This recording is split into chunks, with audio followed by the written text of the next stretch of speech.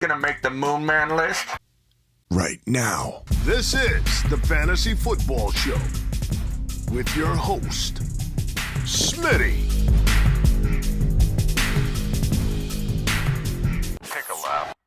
This is a long time coming. There's a lot of reasons to be like, he's gonna fail. He's a head case. He headbutts his own coaches and staff. He gets in fistfights on the field. He didn't do anything last year what we expected him to. This sounds like a bad idea already, but it feels so good. I understand the risk involved in putting a man like this on a Moon Man list. I understand the risk involved in attaching a bold prediction to Kadarius Toney. No one understands it more than I do. We had him as our biggest ad drop of the year, our biggest waiver wire go-get player. Remember this bad boy? This is going to be brought back, but better than ever in 2023. Get ready for the waiver wire show. I'm so excited for the waiver wire show. The only reason I'm not excited for the waiver wire show is because that means the offseason's over, and I love the offseason, but we're going to do this bigger and better. But remember this, we had Dotson and Toney at some point, week 17, I don't know. These are the two biggest ad drops for the season at a certain point. Dotson, I can't believe Dotson was available. But we talked about this kid being a potential league winner last year, and he crapped the bed. It was a rough transition for him. KC doesn't use younger players, rookies, players traded for very quickly, okay? And he's not a rookie. He wasn't a rookie last year, but he was brought in, treated like a rookie, didn't know the system. KC has one of the toughest systems to learn in the NFL. People don't realize that. Remember Damian Williams, the running back for the Kansas City Chiefs? He went on record a year and a half, almost 2 years after being on the team and doing pretty well at the end of years and then disappointing at the beginning. Remember, we buy into it just like we bought into Clyde, just like we bought into McKinnon. There's a lot of risk involved in buying into a player in KC because they rotate. But I still love the running back room for some reason, right? This year, I like Pacheco, handcuff him to McKinnon, and we're on our way. But what they do is bring players along slowly. We don't know who the number one wide receiver is going to be for Patrick Mahomes in 2023. We can guess. We can say it's Toney. We could say it's Rashee Rice. We could say it's Sky Moore. But can it be Rice? Probably not, because look how slow Sky Moore's been brought along. Look how slow Kadarius Toney's been brought along. Andy Reid doesn't rush younger players or newly added players along. He doesn't, because it's a complicated system. Back to what I was saying, Damian Williams. Remember Damian Williams, running back for the Kansas City Chiefs. He admitted he didn't know the offense 2 years into it. That one season where he did really well at the end of the year, and we thought he was going to be amazing walking into that next year. I forget how many years ago that was, but he said that he literally would go in the huddle and Mahomes would tell him where to go. He didn't know the playbook a full year into his solid play. He just literally had to go out there and say, okay, what is it, blue 42? I run this way. Great. That's how complicated the KC offense is. So it's no surprise that a newly acquired player, Kadarius Toney, traded from the Giants to the KC Chiefs, doesn't really excel right away. It's no surprise that Sky Moore gets drafted and doesn't do anything his rookie year, and maybe he does it this year. It's gonna be no surprise in hindsight when Rashee Rice doesn't get what we think he's gonna get in terms of targets and volume. What I do know for certain, what I can control, are my eyeballs, and my eyeballs laser lock onto this man whenever he's on the field moving around. He's got that twitch about him that I talk about, that Tyreek Hill has. Kadarius Toney and Tyreek Hill both have the ability to create separation literally at the line of scrimmage, and then they can just take off in any direction. They're almost impossible to contain and stop. Tyreek Hill and Kadarius Toney have very similar abilities at the line of scrimmage, breaking off the line of scrimmage, stopping on a dime. And because Mahomes is so good, because this Kansas City offense is so spread out and defenders are worrying about Kelsey, worrying about Mahomes, there's no way a defense is going to walk into even the first part of the season saying, let's stop Kadarius Toney. He will be open all of the time. I picture Kadarius Toney thriving with Mahomes this year. I can't envision a full year for some reason yet. I got to go out onto the mountaintop, try and see if I can get a vision. But right now, the cloudy vision is excelling early on. I don't know how it's going to work out if he can stay healthy.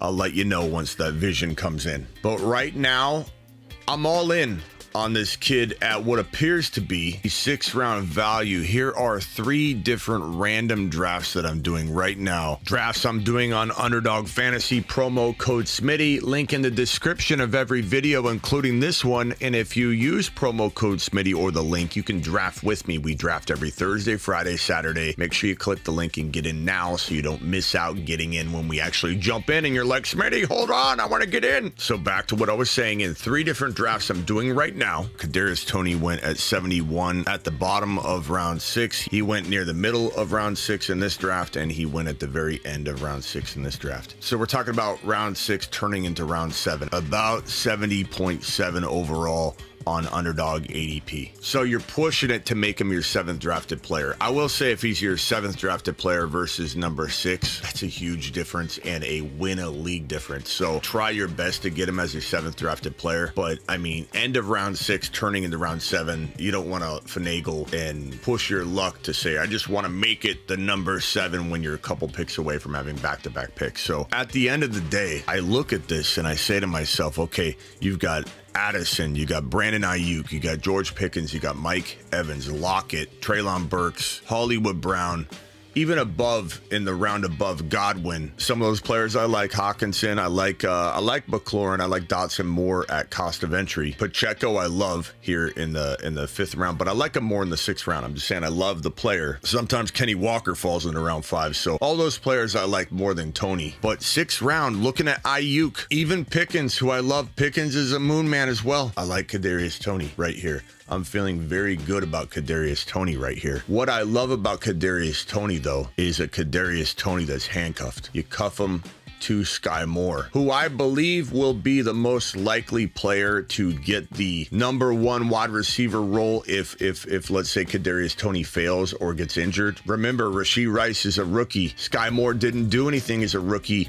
Andy Reid has a track record of bringing rookies along very slowly. It's probably going to be Sky Moore. Justin Ross is also a very important player to monitor because this guy was going to be the number 1 or number 2 or at least number 3 wide receiver in his draft class. But his spine surgery, all that kind of derailed his career. But he is still in KC. They have not cut him. He's catching footballs and looking good in practice. Then you get a report like this where Andy Reid says Justin Ross has the trust of Patrick Mahomes. Ross is exciting. You can cuff him, especially in best ball. I know it's hard to hold 3 wide receivers from one team, but it depends on your depth. You know, if you've got a small bench, you can't do something like this. You got to use your noggin, Bob. I can't do it all for you. I can't think of everything. But if you're in a league, a best ball league especially, where you can draft Toney, Sky Moore, and at the very end of your draft in round 19, 20, depending on how many rounds you have. If you only go 14 rounds, you clearly can't absorb all this depth for one spot on your team. But remember, this is the KC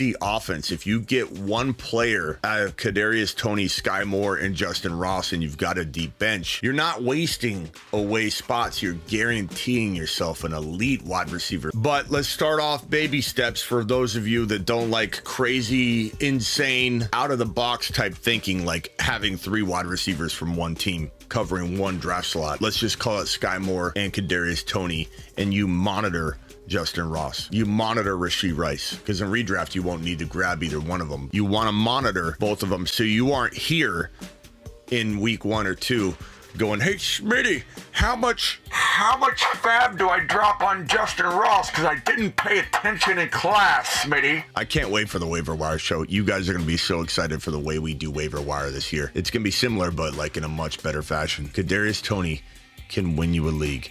Kadarius Toney, if cuffed to Sky Moore, with the open-mindedness to keep tabs on Rashee Rice and Justin Ross and act accordingly depending on how big your bench is, act accordingly depending on the buzz. This could be an electric wide receiver 2/number 3. This could be the approach you take where, let's say in round 1, let's use this number 2 draft slot right here. Actually, let's go to the board. What in the hell is Josh Jacobs doing on this? Let's get him off of here. I was probably talking about where not to draft him. Let's say you get Joseph Cigar Smoking Burrow in round 4, which is, let me tell you, one of the biggest steals in fantasy football right now.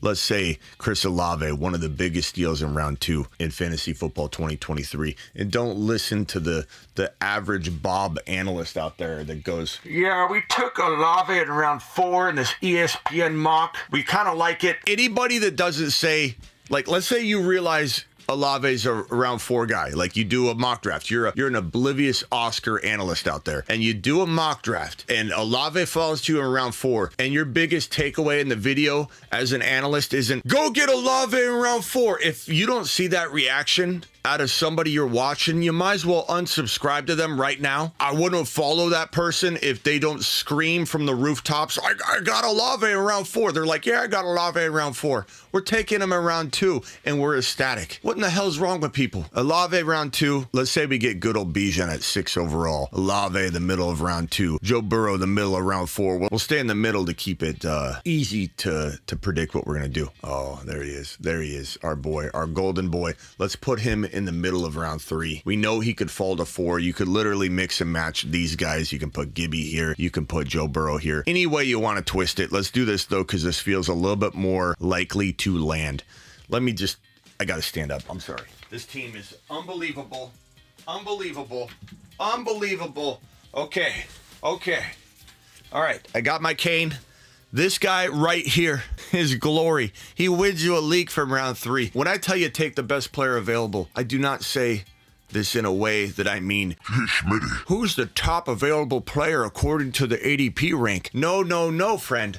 Best player available means you take the player that could explode from their ADP from the place you're taking them more than any other player. Meaning, even if he's supposed to go at 4.1, 4.2, you don't care about reaching. Reaching is fine. The question is, can he explode more than any other player from this draft selection? And the answer is absolutely yes. He can be the best pick in the entire draft here in the middle of 3 or top of 4, especially top of 4. Can Joe Burrow win you a league right here? The answer is yes.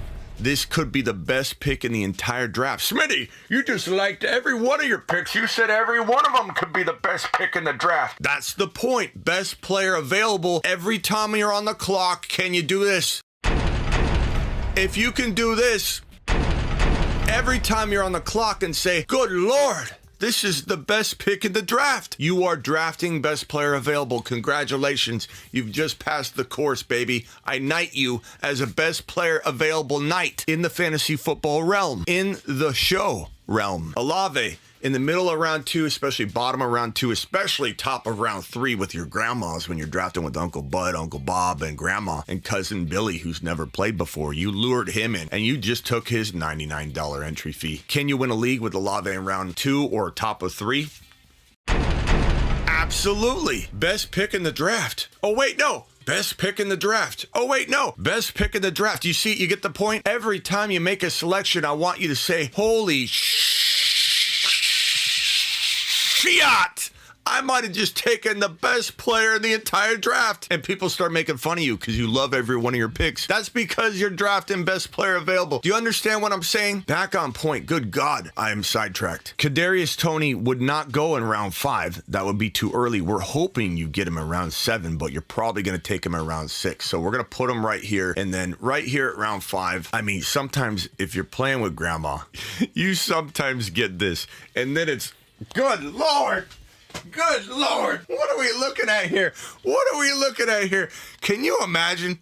Can you imagine walking out of your draft with this team? You should be ashamed of yourself taking money from your family like this. You all come on and take a look at this. Look what I did here. Looky here. Looky here, reindeer. Looky here, London deer. Okay, London mostly goes in round 4, but this happens all the time. But we're going to take him out because it seems unfair. And then, of course, Watson, if he fell to 4, that would be great. You know what might be kind of fun is to do a little KC double stack right here. And you get McKinnon later, you get Sky Moore later, and then you got a big chunk of one of the best offenses in the National Football League. You don't have anybody else. You don't have Kelsey, you don't have Mahomes, so you need to break off a little piece of that KC bar. So you go after these two gentlemen right there. I mean, it's just a thought. You don't have to go this route. You could go a DeAndre Swift in either of these rounds. That looks great too. You could go however you want in round 5. I'll leave it up to you. I'll leave a little open-ended conversation right there so you can picture whoever you want, whoever you envision to be your savior in round 5. Let's leave it open-ended. Look at the squad. Look at the start. This is where I'm asking you to invest in Kadarius Toney. Not here. Not here.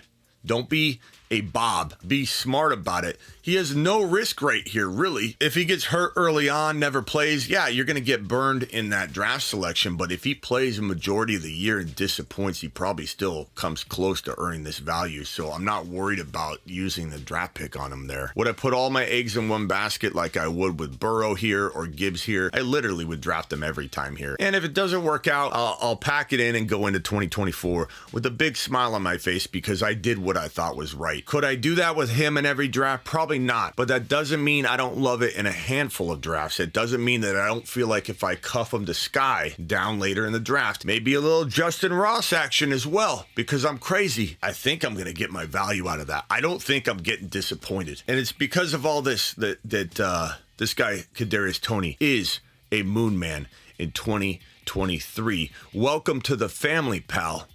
The Moon Man, dropping loads in outer space. Look at him. What a man. What a man. Space Monsters. What a man, what a man, what a man, what a KC man. Go attack your draft. Let's get this out of the way here so you can see this marvelous man right here that I don't believe will disappoint us yet again. We're going to give him one more try, like Timmy T says. One more try. We didn't know how much we loved you. Kadarius Toney, one more try. We didn't know how much we cared. Living all these lonely nights without you. We're going to give it one more try. This is the Fantasy Football Show with your host, Smitty. Take a lap. Appreciate you all watching the Kadarius Toney premiere, and we're live right now. We're doing it live, and I gotta say that was one of the most fun videos to do because this guy holds a whole lot of risk, but somehow, some way, I feel so amped up and excited about this kid walking into 2023. We all feel it. We all feel it. We all feel the risk. We know what we're dealing with. We don't need to hear it from the Monday morning quarterback Masons that are going to say, Smitty, hi, don't you know he's risky? We know. We talk about it all the time. I'm shooting down all the ammunition you have, like Eminem when he was on stage doing his battle before he rose up and he was kind of freezing a little bit. He took away all the ammunition from the guy, said, I'm from a trailer park. Mom's spaghetti, palms are sweaty. You can't get me. I'm taking away all your ammunition. I'm taking away your ammunition, you Kadarius Toney doubter out there. Kadarius Toney is injury prone. Boom, boom. Kadarius Toney has a whole lot of head case risk. Boom, boom. Kadarius Toney may not be the starter. Boom, boom, boom. What are you going to say now? What are you going to say now? I said it all already.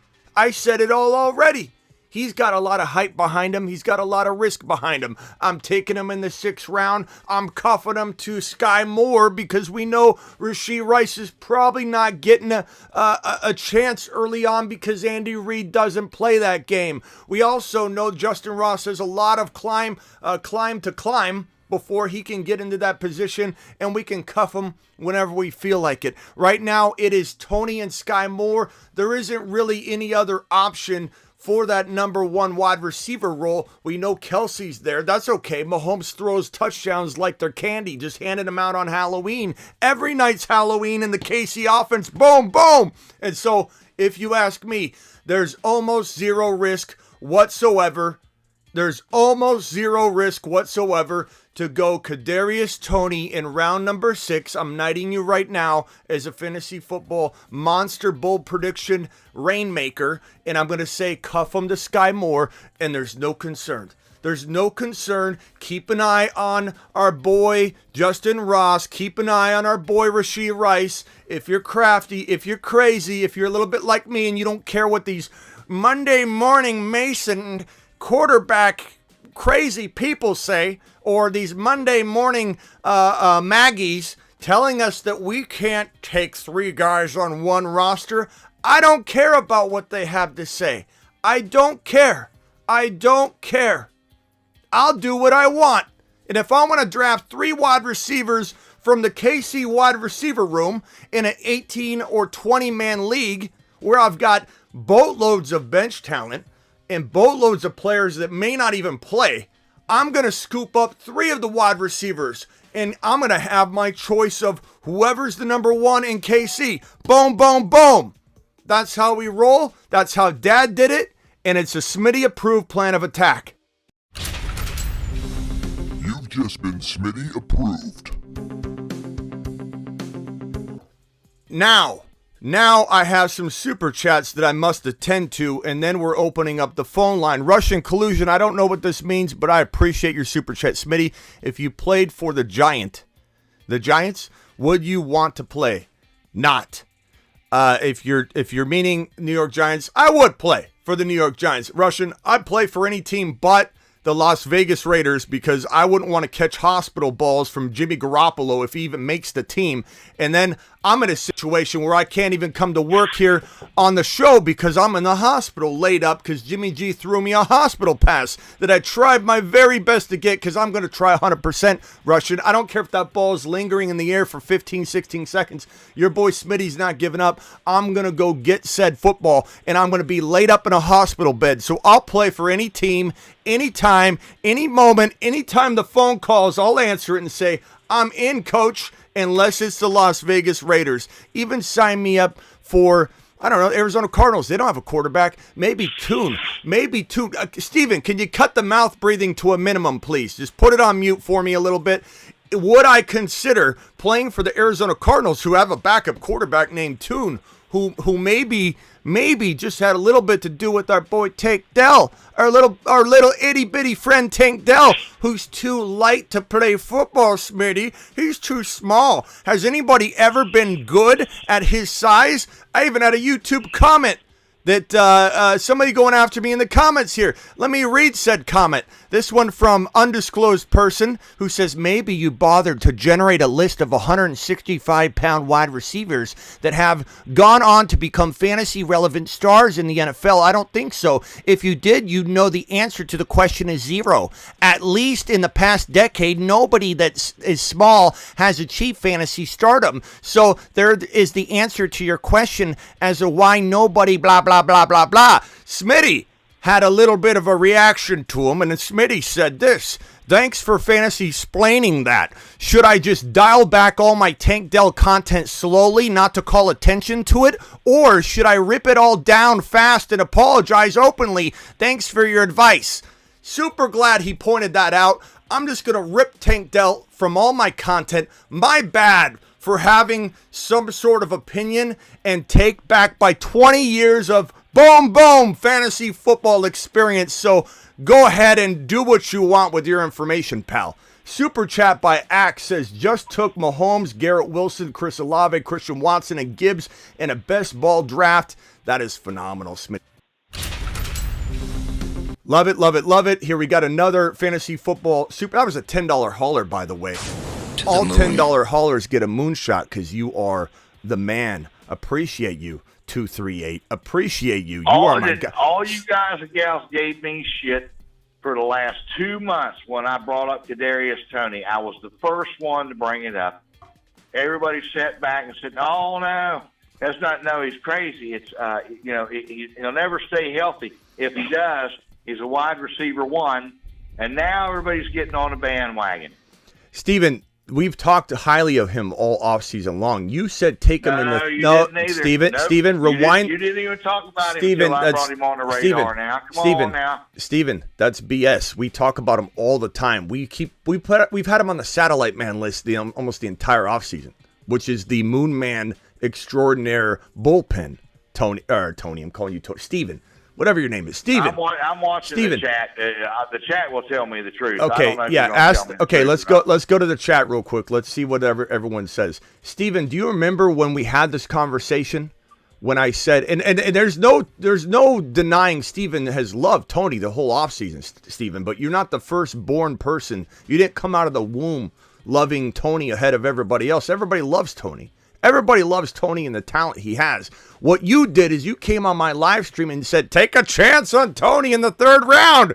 Take a chance on Tony in the third round. And we blasted you for it. No, he's not going to the... Did you not just watch the premiere, Steven?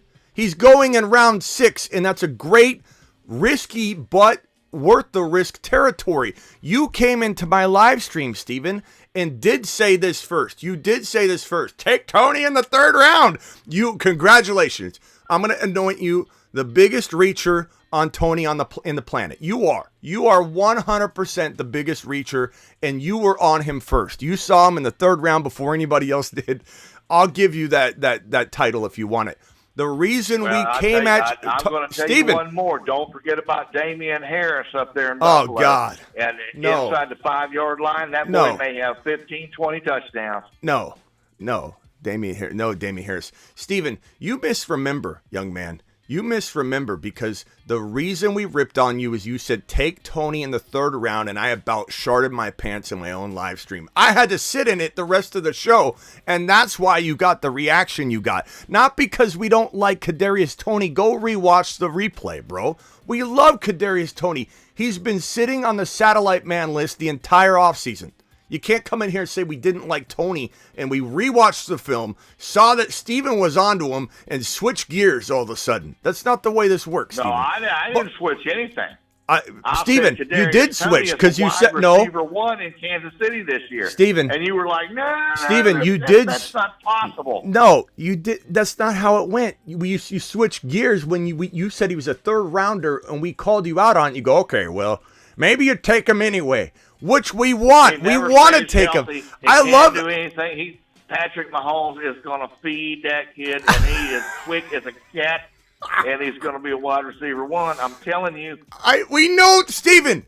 Take 4 straight running backs. I deal with this all the time. Kadarius Toney and Calvin Ridley as your first 2 wide receivers, and run a 3-4. Good idea. Why didn't I think of this, Steven? Why didn't we think of this on the show? I don't know. I'm not sure. I'm glad you showed up. I fell through the ceiling. I'm glad you showed up without you, Steven. Steven, I'm glad you were there. But I'm trying to get back into the swing of things here. Steven, you called it all along. You said third rounder. Let's go. Yeah. Chiefs country. Let's ride. Chiefs country. Let's ride, Steven. Look, Steven, I love you, pal. And we agree. We've been agreeing on Tony has wide receiver 1 potential. Have I put him on the Moon Man list until this point? No. But we've talked about it for literally 6 months. I understand you want to be the inventor of Kadarius Toney. But keep in mind, Steven, this is a guy we talked about back when we did. Remember this little number here, the waiver wire show, which I'm going to revamp in this fashion, but in a monster way. You guys are going to love the waiver wire show. It will be your favorite show ever. You're going to love it. And then the ad drop show, I'll even one up that. The panic chamber will be even better than that. We love everything about this show, don't we? Drop a thumb up if I'm speaking the truth here. But Steven, Tony was atop our highest rated pickup player, a 10 out of 10 as to being the best win a league player last year. We've been talking about him for over a year. So I appreciate you fantasy explaining it to me. But you can't take him in round 3. Do you understand what I'm saying? It's not even smart. It's not smart. Doesn't matter how much you like him. You can't take him in round 3. Well, now, Steven, hold on. 4, I don't know, or 9 or no, whatever. Round 6. You just said round 4 or 9, whatever. Steven, you got to know where you're going to take him. Put him on your fantasy team. Put him on your fantasy Correct, team. correct. Steven, I can Smitty approve that. But when you just said take him around 4 or 9, I don't know. You can't come in here and give me an ADP range of round 3 to 9. That doesn't give you authority on Kadarius Toney. That's a big, wide blanket net. I called Kadarius Toney around 3 to 9. All right, hey, Steven, You are my guy. Everybody loves you in here. Don't take offense to any of this. Hang tight. Let me finish these super chats, and then I'm coming straight for you, okay? And then we're gonna agree. We're gonna talk about things we love about Kadarius Toney versus bicker about both loving Kadarius Toney. So hang tight. Love you, Smitty. I'm in a 48-team league. What in the hell you doing, Edward? 3 copies of each player. Love that. What rookie wide receiver do you like? I also have 224 first-round picks. Love your channel. 3 copies of each player. I'm in a 48-team league. What rookie wide receivers do you like? I love Tank Dell, who's a moon man. Honestly, I don't love these rookies like everybody else does. I love the sophomores. I love all the sophomore wide receivers on the moon man list. Let me show it to you. The Moon Men, dropping loads in outer space. Look at Tony on the moon man list. Look how good this looks. This looks fantastic. I love Dotson. Space Monsters. I love Watson, London. I like Pickens the least out of these guys, and I love Pickens. That just goes to show how much I love Dotson, how much I love London, how much I love Olave, obviously Garrett Wilson. This is a fantastic trio. We actually bumped down onto the Satellite Man list. Let's see here. Satellite Men. Space cadets in training. I actually bumped down Flowers to this list because I don't want the Moonmen list to be too crowded. But JSN, Flowers, those are all potential guys that I like. But The Moon Men, dropping loads in outer space. Hold on, Steven. I'm in the middle of something. Eagles. Hang tight, Steven. Dell is probably my favorite cost of entry wide receiver to answer your question because this guy can be had at the end of drafts, round 15, round 16, Tank Dell. Keep that in mind. Tank Dell is an amazing wide receiver to grab. So I appreciate the super chat. Axe, appreciate your super chat as well. 48-team league. Love your thinking here of playing in this kind of league. It's a bold, fun, exciting approach, my guy. And we did a 96-team, 8 copies of every player draft last year. I'm thinking about doing it again. It's just hard on that MFL platform versus other apps not allowing you to do multiple copies of players. Which is better, Bijan, Garrett Wilson, or Jamar Chase? Bijan, Garrett Wilson, or Chase and Hall? I'm going to go Bijan, Garrett Wilson's better than Chase and Hall potentially for this year, but maybe even Steven moving forward. Appreciate that super chat, B-Man.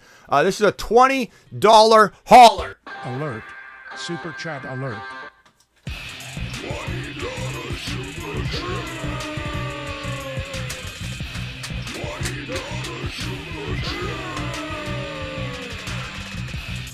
Alert. Super chat alert. Okay, so Justin dropped a $20 hauler, says, can I call in? I have you rate my team. Justin, absolutely dial into the show right now. I'm going to keep an eye out for you. We got another $20 super chat. Goodness gracious. Alert. Super chat alert.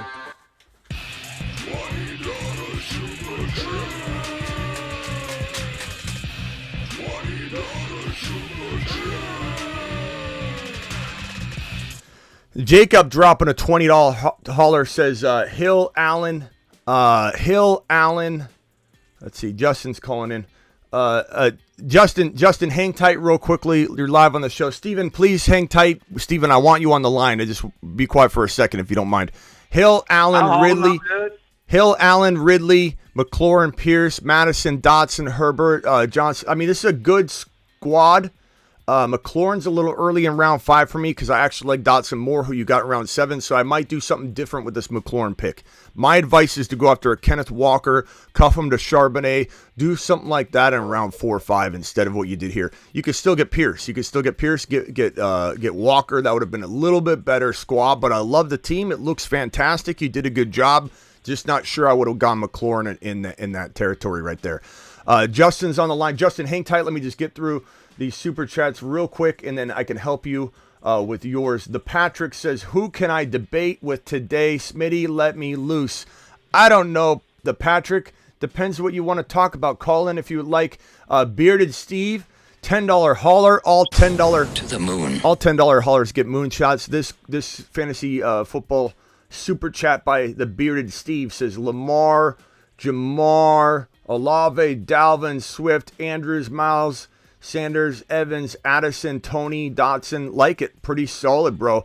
Again, I feel like you could have squeezed in, instead of a Miles Sanders, Addison, you could have squeezed in a Kenneth Walker, cuff him to Charbonnet. I'm really loving the Kenneth Walker-Charbonnet combo for the fifth round pick in Walker, and then the 7, 8, 9. I mean, Charbonnet can go as late as 8 and 9. Make sure you take full advantage of that.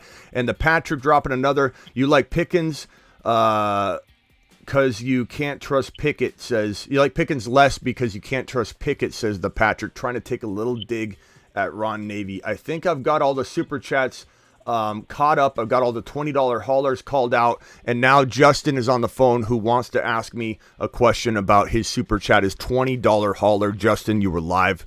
The show, the floor, it's yours. What's up, Spitty? How you doing, buddy? What's up, pal? Not bad, not bad. Yeah, so I know my team's looking really good. You let me be the judge of that. You let me be the judge of that, Justin. What's your team? All right. My quarterbacks are Aaron Rodgers, Daniel Jones, Kenny Pickett, and Jordan Love. Hold on, Aaron Rodgers. Hold on, but that's not bad. Let me start over. Aaron Rodgers, go. Jordan Love. Who else? Daniel Jones and Kenny Pickett. Okay. My running backs, Kenneth Walker, Breece Hall, Najee Harris, DeAndre Swift, Javonte Williams, Rashad Penny. Okay, first of all, is this a super flex? No, it's a 2 quarterback. Mandatory 2 quarterback versus optional, right? Yep. Okay. Mandatory 2 QB. Explains the heavy quarterback, drafting. So good job, A-Rod Love. I kind of like that crafty little 2 QB approach. Former teammates parting ways like Home Depot and Lowe's, and both of them thriving separately. I love it. Okay, go ahead. What's the wide receiver room look like? You're gonna love this one. Garrett Wilson, Chris Olave. Christian Watson. Come on, bro. You're wasting my time. This is either a mock draft. Are you going to tell me this is a mock draft?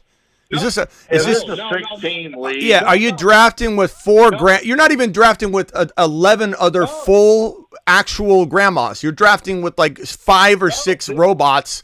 Your teddy bears in the room. What are we talking about here, bro? You're wasting quality show time with a team that looks like you drafted with maybe 2 other people at best. This is like you walk into the sports bar and they've got that sheet where you can pick anybody, and you're like, check 1 QB out of everybody, check 2 running backs out of everybody, check the top 3 wide receivers you want. Who can win at this game of you get whoever you want for free? You know what I'm saying, bro? No. I scored just about all these players through trades over the offseason. By watching my show? Yeah. Then that makes sense. That makes sense. Okay, Garrett Wilson, keep going. I'm not even joking around. Okay, congrats. Actually, you watch the show now and it all makes sense. Okay, Garrett Wilson. Who else? Garrett Wilson. George Pickens. Paris Campbell, Isaiah Hodgins, Rashid Shaheed. Tight end, Kyle Pitts. Bro. And Greg Dulcich. Okay. So what's the starting requirement? 2 running backs, 2 wide receivers, and a flex, or was it 3 wide receivers and a flex? No, it's 2 running backs, 2 wide receivers, and 2 flex spots. Okay. You can do either wide receiver, running back, or tight end. Okay, first let me tell you this. Got him. That it's a fantastic team. Ridiculous. What I would say is potentially look to move Javonte and maybe something else. I mean, is it a dynasty or redraft? It's obviously a dynasty, right? This is a dynasty. Now, my rookie picks, I have the 101, the 102. The 101. He's got a Bijan coming in. He's got incoming. Yep, Attention, all of you. Get ready to quit the league. I've got Bijan inbound right now on a chopper. Get to the chopper. Get on Justin's team now. Get on the team now. This is Arnold. It's a highly sexual situation. We got Bijan coming in. He's scary. Bro, what are you going to do when everybody quits the league? You can't be greedy. You can't be greedy. You have to have a certain level of reserve, or you're going to have people just quit the league. You can't have Bijan inbound on a chopper and be like, oh, yeah, everyone's going to just play ball and keep submitting their $100 entry fee when you're blasting the pieces like this. Let me guess. You also got Gibbs inbound on the chopper. Is that correct?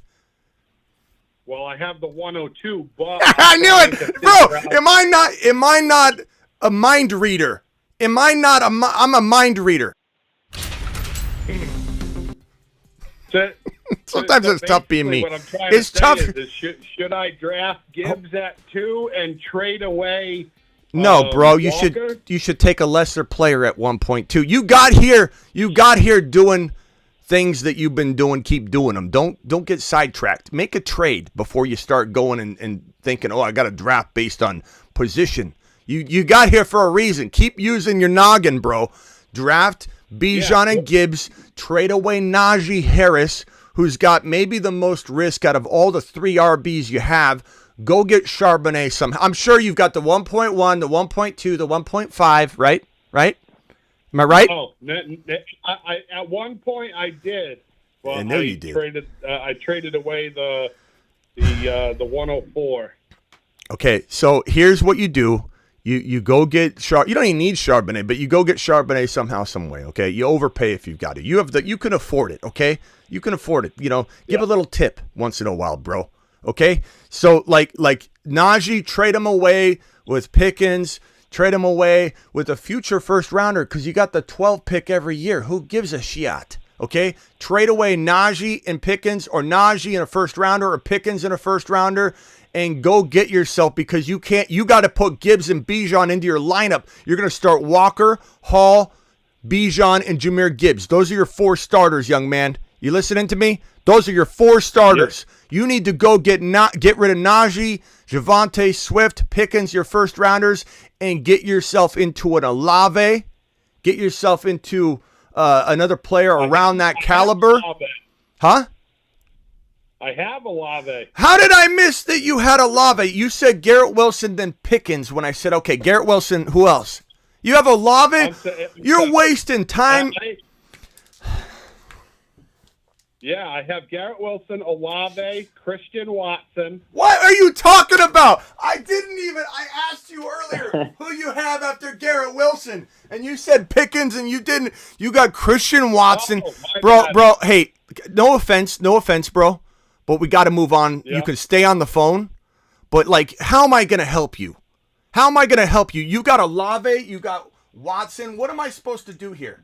Watson, go after, I don't know. Don't do a thing. Just stand pat. Draft. You know what?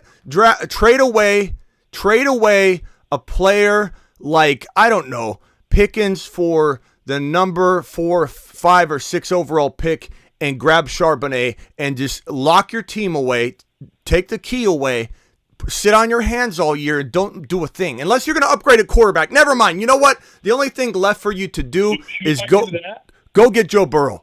Go get Joe Burrow. You got Olave, you got Watson, you got Garrett. Hold on. You got Olave, Watson, Garrett Wilson. You're good, bro. Now all you got to do is trade Najee and A-Rod for Burrow. Love and Pickens, or A-Rod and Pickens, and a first rounder for Burrow. Burrow's the 5th or 6th quarterback in a lot of people's minds right now, because people are on some of that weird stuff right now. And you could go get yourself Joseph cigar smoking Burrow, bro, and then it's over. But you got to be careful, because everyone's going to shut this league down. This is irresponsible of you to go get all of the talent. I mean, literally, at the end of when September 1 begins, if we look at your team, you're picking off 15 of the top 30, bro. This is ridiculous. Hang tight, Justin, because we got to move on and help people on this show. So hang tight, stay on the panel. At this point, we might need your assistance. Let's move on over to Tristan. Tristan, what's up? All right, no problem. Unbelievable. I was technically calling in because I got in here when y'all were going through his team, and I was going to tell you that he sent Olave and Watson at the beginning. I don't hear everything, bro. No, I know, but I knew once you heard that, you'd be like, yeah. How many people is in your league? Well, sometimes I'm right, like my pen doesn't work. I'm writing stuff down, and then when I asked him to repeat it, though, when I could hear, he said Pickens, and then he didn't say anybody else. He said Olave, Pickens, and then he just went down. Because I said, okay, start back over. You have Garrett Wilson and who?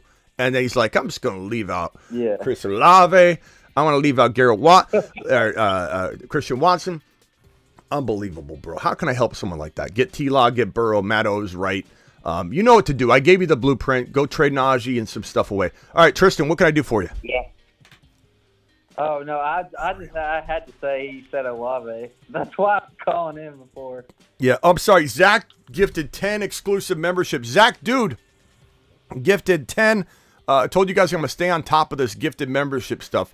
Zach gifted 10 exclusive memberships as he's relaxing in bed, just, helping everybody out. Appreciate you, Zach. To the moon, pal. To the moon.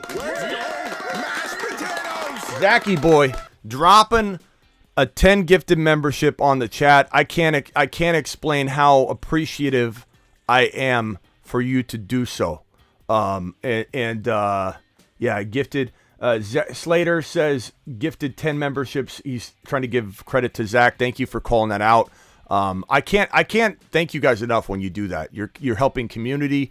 You guys dropping super chats like monsters in the chat.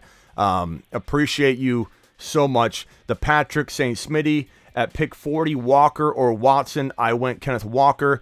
I like both of them. You can argue both of them. Watson's got a little bit higher ADP, so in theory, Watson's the smarter pick based on consensus, but depending on your team build, they're even Steven to me. And sometimes I want Walker a little bit more if I can cuff him to Charbonnet and I need a running back, so I don't think that's a bad move at all. Okay, sorry, Tristan, go ahead. What else did you have? No, like I said, I was mainly calling because I had to say he had Olave and Watson, but okay. I'll say this: the Toney, the kind of shift during the offseason for Toney is very interesting. It is. Things are shifting. I feel like just a couple of weeks ago. I mean, I wouldn't like trade for him if I had a solid team, But if you need to take like a home run hit, he's a good one, I reckon. He's a good shit. He's pretty good, bro. I think there's a potential for Toney to be a wide receiver 1 in fantasy, but there's also potential for him to crap the bed, which I took away everyone's ammunition. Right. Injury prone, head case, hasn't done it yet, disappointed us last year. Look, he's not going around 3 unless you're Steven. Okay, he's going around 6, which is why he's been on the satellite man list the entire offseason. We finally moved him onto the moon man list. I can't move everybody at once, so we do it slowly. A, for building anticipation. B, kind of just cementing in the process and making sure we feel good. And now that we're hearing hype about him from the team, it would be not reckless, because I do it all the time based off gut instinct, putting people on the moon man list, but I think we were appropriate in waiting to hear team support because of the risk factor. And the team support, Kadarius Toney could be the number 1. Andy Reid's super excited. Patrick Mahomes trusts him. All this stuff is accumulating to trust, a trust factor for us. And so at 6 overall, you're still getting so much pushback in the chat. You're getting so much pushback. Like, people are saying Toney's going to bust, that I feel like we're still very much ahead of the game in terms of believing in this kid, because the hate is heavy. It's 50-50. You either love him or you hate him, and it's a 50-50 divide. And we need those people. So everybody in here that's hating on Toney, we appreciate you. We need you. You are a part of this. You play a role in us being able to continue to get him in a territory that the risk is acceptable. And Silva says, Howell, Pickett, or Love. Give me Love. I love Howell, but Howell can be had so much later, bro. And I like Howell quietly over Pickett. But that's cost of entry type conversation. Yeah. Love is a whole lot higher consensus-wise, and in my mind too. I think the Green Bay Packers will be actually pretty efficient. Love will be playing from behind, throwing in the third and fourth quarter to our boy Christian Watson and gang, and I'm very excited. So very much Love, then Howell in Pickett are close, are arguable. I understand, a lot of the hype behind Pickett, but and a lot of the downside and doubt about Pickett. Like, it makes sense, right? There's a lot to be proven. Same thing with Howell. But sometimes you got to trust your gut. It's not all about what exactly happened last year. What exactly happened? Pickett started more games. Well, of course he did. We have nothing to go on Howell. Every once in a while, there's a riser that goes from rags to riches, and I feel like Howell has that potential. In defense of a counterpoint to my prediction, Davis Mills felt a lot like Howell did walking into 2022, and he crapped the bed. That's the nature of a rags to riches player. And we missed everybody that thought Davis Mills could be the guy. We missed, and you're going to miss. You're going to take some L's. It's calculated risk. And Howell has the Davis Mills bust potential. Understand that. That's why you're drafting him so much further than you'd be drafting a Pickett or someone else like that. So make sure you're drafting Howell in the appropriate spot. Steven dropping a $9.99. Steven, is this you or is this a different Steven? Hello, Steven? Steven dropped off the line. He got tired of holding. I don't think this is the different Steven. Okay, let's have this read. Steven Superch of $9.99 from Steven. Recently traded away 2 shares of Toney recently. Traded Toney /2024 second and got Pittman in the 4.04. No. The other trade I did was gave away Tony Jamo and got Addison and Nico. Thoughts? I would have not done either trade. And bro, that's me just giving you you want my honest take. I'm not going to slap you on the rear end, send you out there with misinformation or a different, just because you super chatted. You're asking me for my honest opinion. I'm going to not disapprove both of those. Now, an Addison believer might tell you, yeah, you got Addison over Toney and Jamo. Those guys are unproven. I love Addison. Addison's unproven too. They're all unproven. But I would say this. I would say give me the shot at Toney and Jamo. You get one against the shot at throw Nico out because it's Tank Dell season, baby. Tank Dell. It's Tank Dell season, so throw out Nico. I like Nico. He's not a bad bench guy. But it's 2 guys against this one player here, and Addison can never be the number 1 on his team. And some might say, well, Toney's not going to, but Toney's playing number 1 wide receiver, second option on a team that has Travis Kelce, where there's tons of volume to go around. Way different situation in some respects. Although, Cousins is going to throw a lot of footballs around, but Toney's the number 1 wide receiver. Kelce is going to command a lot, but there's still enough for a wide receiver 1 potential, not just very good wide receiver 2 potential. We can argue this all day long. I understand there's different takes. I know Ron shares this opposite approach that Addison could get as much volume, if not more, than Toney. I just disagree because I think, we're not factoring in that Travis Kelce has played 87 years straight without an injury. And it's about time to start worrying about Travis Kelce missing like 6 or 8 games in one season. It's coming. It may be next year. We could be jumping a year early. I'm not saying I'm jumping from Kelce, but I'm concerned about Kelce from this moment moving forward, playing full seasons. And again, I might be a year early. That could potentially open the door to a Kadarius Toney complete monster production, workload walking into 2023 and beyond. Now that's a big if, but that's something that I consider. So as far as the Pittman one, Toney a 2024 second and Pittman in a 4.4, I take Toney all day over Pittman. Pittman's proven nothing. Pittman was overdrafted. He was a second round to third round pick last year, which made me vomit in my mouth. I couldn't believe it. And so I'm going to Smitty disapprove this. I think Pittman still has a lot to prove. He's going to be a very important part of the Anthony Richardson progression, but Downs could be as well. I think Downs could arguably be the number 1 after about a year or a year and a half. It could take him a little time, but Downs is an exciting player. Steven, I appreciate your super chat to the moon for dropping a $10 holler. Here's Ron Navy, live Marsman, about to say, let me tell you about Addison Smitty. Go ahead, Ron. Actually, no. Oh. What I'm going to tell you is Kelsey is an outlier. Kelsey is not going to be injured this year. Kelsey will remain Kansas City's number one receiver. That's a fact.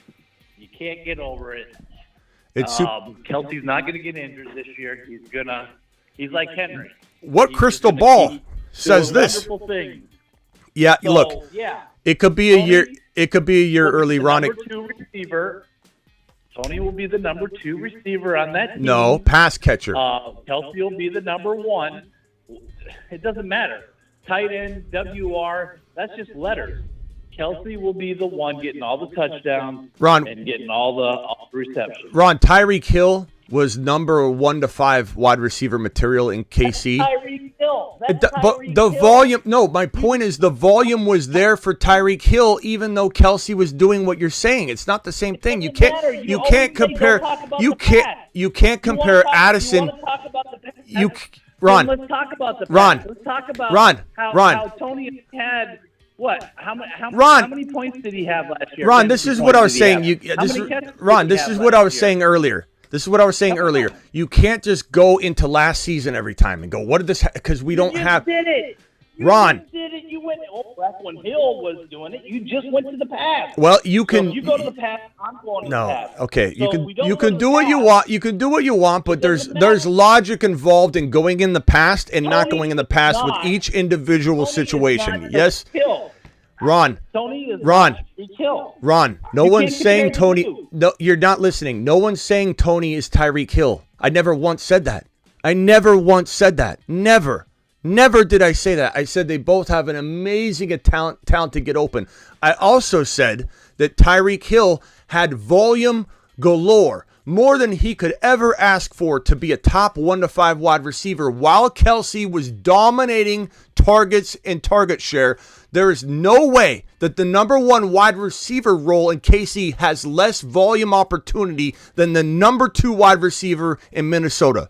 It's not comparable. You could say that Addison could still be very, very good. He could be borderline wide receiver 2 material in fantasy, but you can't sit there and act like the number 1 receiver on Kansas City last year. Ron, you can't just go to last year. This is a totally different monster. Because that's not the way it works. That's not. We're just gonna magically. We are. We are. Forecast this yes. Sports even played? Magically. Do you have sports almanac from Back to the Future? I do. The Gray's Book Sports Almanac is right in front of me, as is the NFL script, and both suggest that Kadarius Toney has a different opportunity than he did last year, Ron. You can't just extrapolate last year's data every single time. You got to be able to look at things differently when you don't have facts and stats and data from the previous year. But that's because you don't like Toney. You got a ton of wide receivers there in Kansas City. The only one that Mahomes targets on a regular basis is Travis Kelce. He don't target. Ron, that is what somebody would say that isn't going to look at this situation the way that a Kadarius Toney optimist would look. We're arguing something you can't argue. I can't argue. Look back. You actually had Addison as possibly your number 1 wide receiver before the draft. Now he goes. We're repeating ourselves over and over on this. Ron. He's not going to do better than Tony. Ron, we're repeating ourselves over and over performs better than Tony. And over. I know you love Ron. There are 3 players we just got to move on. We can't hash this out on every live stream. I'm just asking you right now. We can't continue to talk about Addison over and over and over because I see him differently than you. We can't talk about Kirk Cousins over and over and over because I see him differently than you, or Swift or Kamara. I understand your take, Ron. Your take's different than mine, and that's okay. I don't blast your take over and over because I appreciate your take. But you have to accept that there are different perspectives on Kadarius Toney, Addison, and Kirk Cousins. But Okay. he's not going to get the volume. That's fine. We appreciate the take. We need enough doubt on this situation, so we appreciate and commend you for your role in driving down Kadarius Toney's risk level, and we're grateful. We are super grateful, honestly. And Rudy says that was me, Steven. You're super Rudy, but you're Steven. I'm confused. He's both people. But Steven, regardless, I appreciate you dropping the super chat. All right, hang on a second, Ron. Let me just make sure I get all these super chats out of the way. Okay, Ron, what do you have? What else do you have? You can talk about this topic, but let's talk about it from your angle, not mine. What? I'm exactly talking about the topic. Okay, go. Tony will not get enough value to justify a wide receiver one there in Kansas City. It will be Kelsey. Okay. Kelsey will continue to be the wide receiver one. Even Though he's a tight end. No one is questioning that. No one's questioning that when he's on the field. Nobody's Age has nothing to do with it. His age has nothing to do with why? it. He's not going to get injured. Why isn't there a chance that we're running on borrowed time with Travis Kelce? What makes you think 100% certainty that Travis Kelce at one of these next 2 seasons isn't going to miss 6 to 8 games as he brutalizes his body over and over? Keep saying, one of these next 2 seasons, just because of his age, this person's going to get injured. And could I be right if I keep saying it year after year after year? Yeah, I could be right eventually. I mean, of course, everybody gets older, but you just can't say that it's going to happen when he doesn't have an injury problem. Kelsey, what injury problems Kelsey had? Ron, it's about a certain time you got to either. This is the nature of fantasy football. You either continue to ride the train, which is fine. And Ron, that's a perspective that's okay. I don't hate that perspective. But not every perspective is right or wrong before it plays out. What I'm saying is there is a potential amount of risk that gets entered every season Kelsey gets older. And that risk is growing by the year. It doesn't matter if he could pull it off for sure. But what I'm saying is that you factor in that small run. I'm factoring it in. I'm not guaranteeing you. I don't know if you heard what I said, that you can't count on it. No one's saying that Kelsey's a bust. I'm still drafting Kelsey sometimes at 8, 9, 10 overall.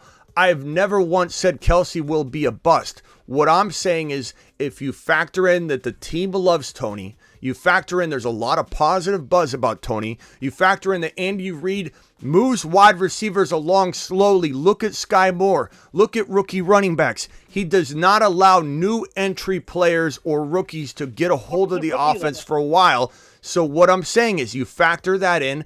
And then what I said that made you call in about it was if you look at the fact that there could be more potential than ever before because he's older, Toney might have this open door to a 4 or 5, 6 game period of time. Could, not will, not 100%, but it's another positive factor that this guy could be the lone elite target for Mahomes for a handful of games. Doesn't mean it's going to happen for sure. Doesn't mean I'm predicting bust for Kelsey. He could, Ron. There's a percentage chance for everything. There's a high percentage chance he does well still for a whole 15, 16, 17 games. Kelsey, I will tell you this. If Kelsey gets injured this year and he's out, Kansas City has no chance of going back to the Super Bowl. That has nothing to do with Toney. Yeah, okay. That has nothing to do with Toney, though. That would open the door to so many more targets for Toney. Even if it was a 4-game stretch in the middle of the year where KC still... But that. Factor. Kelsey, Mahomes, those are the two factors on that All right, team. hey, let's circle around. Let's see. I got Marsman Wayne Solo on the line. Marsman Wayne Solo, what is your thoughts on this topic? Go. Well, I live in Kansas City, so I'm a huge Chiefs fan, obviously. I'm with Ron on this one. Well, of course you are. Why would your beloved Chief ever get hurt? Hey, look! If you want to take a gamble, trying to guess who's going to get hurt, I think Toney's more susceptible to getting injured before Kelsey. Of course, and that's why you draft him at an appropriate risk level. You know what I'm saying? Like that's all packaged in. All of that's packaged in. And Toney has the risk level. 6 or 7 is too high for him. Well, I mean, would rather have. we count on that amount of doubt. You look at the players that are near him. You got Addison, Deontay Johnson. You have Dotson, who actually goes quite a bit later, who I think is better. I would rather have those guys my third receiver than Tony. Tony hasn't proven anything yet. Right. I know he could explode this year, but we need you, pal. If they get Hopkins, what are we going to do if they get Hopkins? Right. Those are all factors that make him a risk, and they're all factors that will have us adjust and adapt. If they get Hopkins, they get Hopkins. But they have gone on record saying they're very, very happy with where Tony is, and they want to see what happens with this. And if they bring Hopkins in, that potentially could maybe derail the Tony experiment. So understand what you're saying, and respect the take. And in no way, shape, or form, let me make it abundantly clear, am I calling Travis Kelce a bust. Whenever you bring this topic up, people hear it the way they want to hear it. I in no way, shape, or form said he's a bust. I even went on to say immediately that I'm still drafting him. It just depends on what my approach is, how the flow of draft's going when I'm on the clock. But what I said, which I feel like Kelce truthers aren't hearing me, is it's a factor that must be considered, that when you say the volume won't be there, there is a higher percentage chance every single year that Kelce gets older that there will be a vacancy of targets for a stretch of games. That's just a natural, the way things work when you played as many years as Kelce's played in a brutal position where this dude takes a beating, and it's commend him for it. He's a gem. He's a marvel. He's a monster. But missing 3 or 4 games during the season is not that crazy of a notion when you're talking about a guy that's played as long as Kelce has in a brutal position that Kelce plays, the way he plays it at 110%. He's a monster. Nobody's saying Kelce's a bust. Nobody. It's just a factor, a small factor in a bunch of factors that add up to this guy. If he was to stay healthy, which is an if, I get that, packaged into his ADP and risk. If he's to stay healthy, pretty hard to imagine, even if he disappoints, he doesn't earn some sort of that 7th round-ish value back. Even if he doesn't become the ultimate pass-catching wide receiver in this offense, he very much can earn the value back. So I agree that he's a risk. Why do you think it's taken me so long to put him in the exclusive Moonman list? Because the risk is very heavy. I've been waiting for a little bit more supporting evidence and substantial news that indicates the Chiefs are in fact all in, and this isn't all guesswork. Because up until recently, it's been a lot of guesswork. He is a very doubtable player. He's a very believable player. It's the nature of a lot of the bold predictions. I get all the points. I love Travis Kelce. Kelce's not a bust. We just got to eventually start considering. I would maybe say like Sky Moore potentially has a better upside than Tony, and Sky Moore you can get in like round 12. Which is why you cuff the two together, and you got a piece of an offense that has a wide receiver that can flirt easily with fantasy football wide receiver 1 numbers if you cuff Sky Moore to Tony. It's a no-brainer. You could also go get Sky Moore only, but you don't have the upside you have when you cuff them together. And there's some of you saying you don't even like him in round 6. Well, he's fallen to 7 before, which is what the video talks about. You grab him in round 7, where there's so many questionable picks in that round anyway. You grab him in 7 and cuff him to Sky Moore. You got a piece of that KC offense that outweighs any other potential cuff from that territory back at wide receiver. There's not a safer cuff than those two together in 7+ round territory. You take him over Dotson because Dotson goes No, 7. that's all flow of draft. I love Dotson. I take Dotson over him. That doesn't mean I don't love Tony. If Dotson's gone or I get both of them, I've got teams where I have both of them all the time.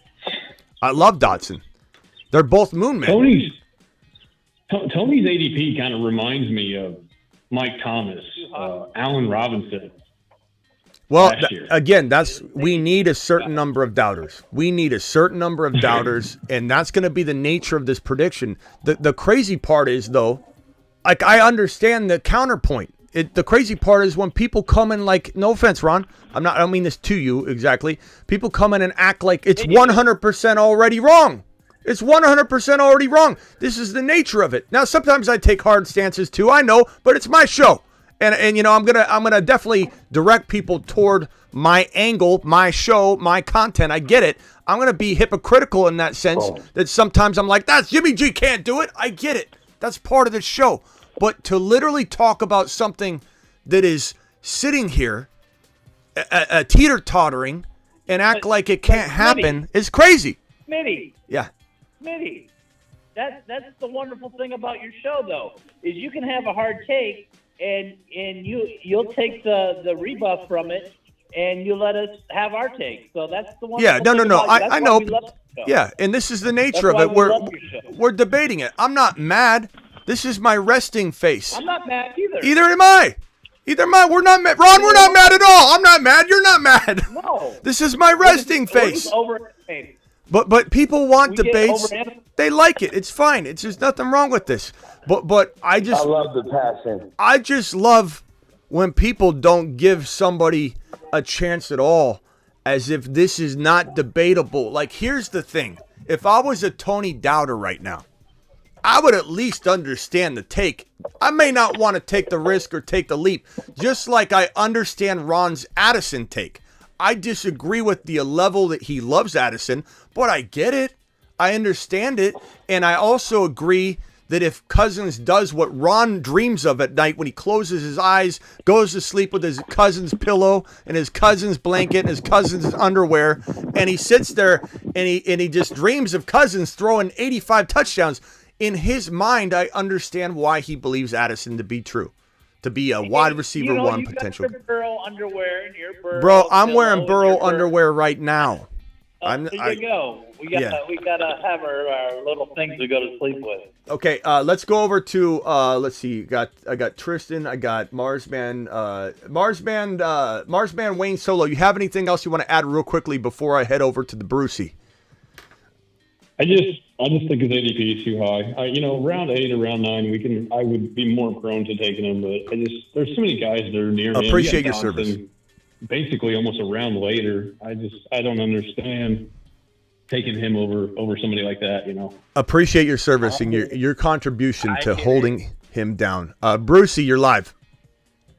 Hey, I got a question. Yeah, Brucey. I'm in a super flex where you have to keep one quarterback, but then after you do it, they go back. Like I had Burrow last year and he went back. Well, now I have T-Law and Herbert. Which one should I consider? Which one's better? T-Law or Herbert? I'm leaning Herbert, but This is another debate where you're going to have people take these hardline stances like there's not argument on both sides. There's room for debate on both sides. Herbert was a guy I loved last year. Everybody did. He was like a QB2 to most anybody overall, which is so crazy when we look back on it. My thinking is this. We saw T-Law explode down the stretch. He had some ups and downs, but the last time we saw T-Law was him walking into an IHOP, 24-hour IHOP. Well, I mean, we saw him lose, but before that, walking into a 24-hour IHOP, people chanting his name. We're all excited about the comeback kid, and there's so much upside and potential in this offense that is moving in the right direction. It's got Ridley, Etienne, another year matured. It's got Tank Bigsby in case that doesn't work, and Tank Bigsby's going to be a beast between the tackles if he's ever called upon. Make sure you cuff the two together. Ridley, Zay, Kirk, Ingram. I mean, this is weapons galore. This might not be the most talented, like 1 and 2 wide receivers in the National Football League, but depth-wise for the wide receiver room, it's crazy. It's like a bunch of wide receiver 2s, but like all over the place, and then you've got Ridley being a potential wide receiver 1. We're waiting for that bounce back.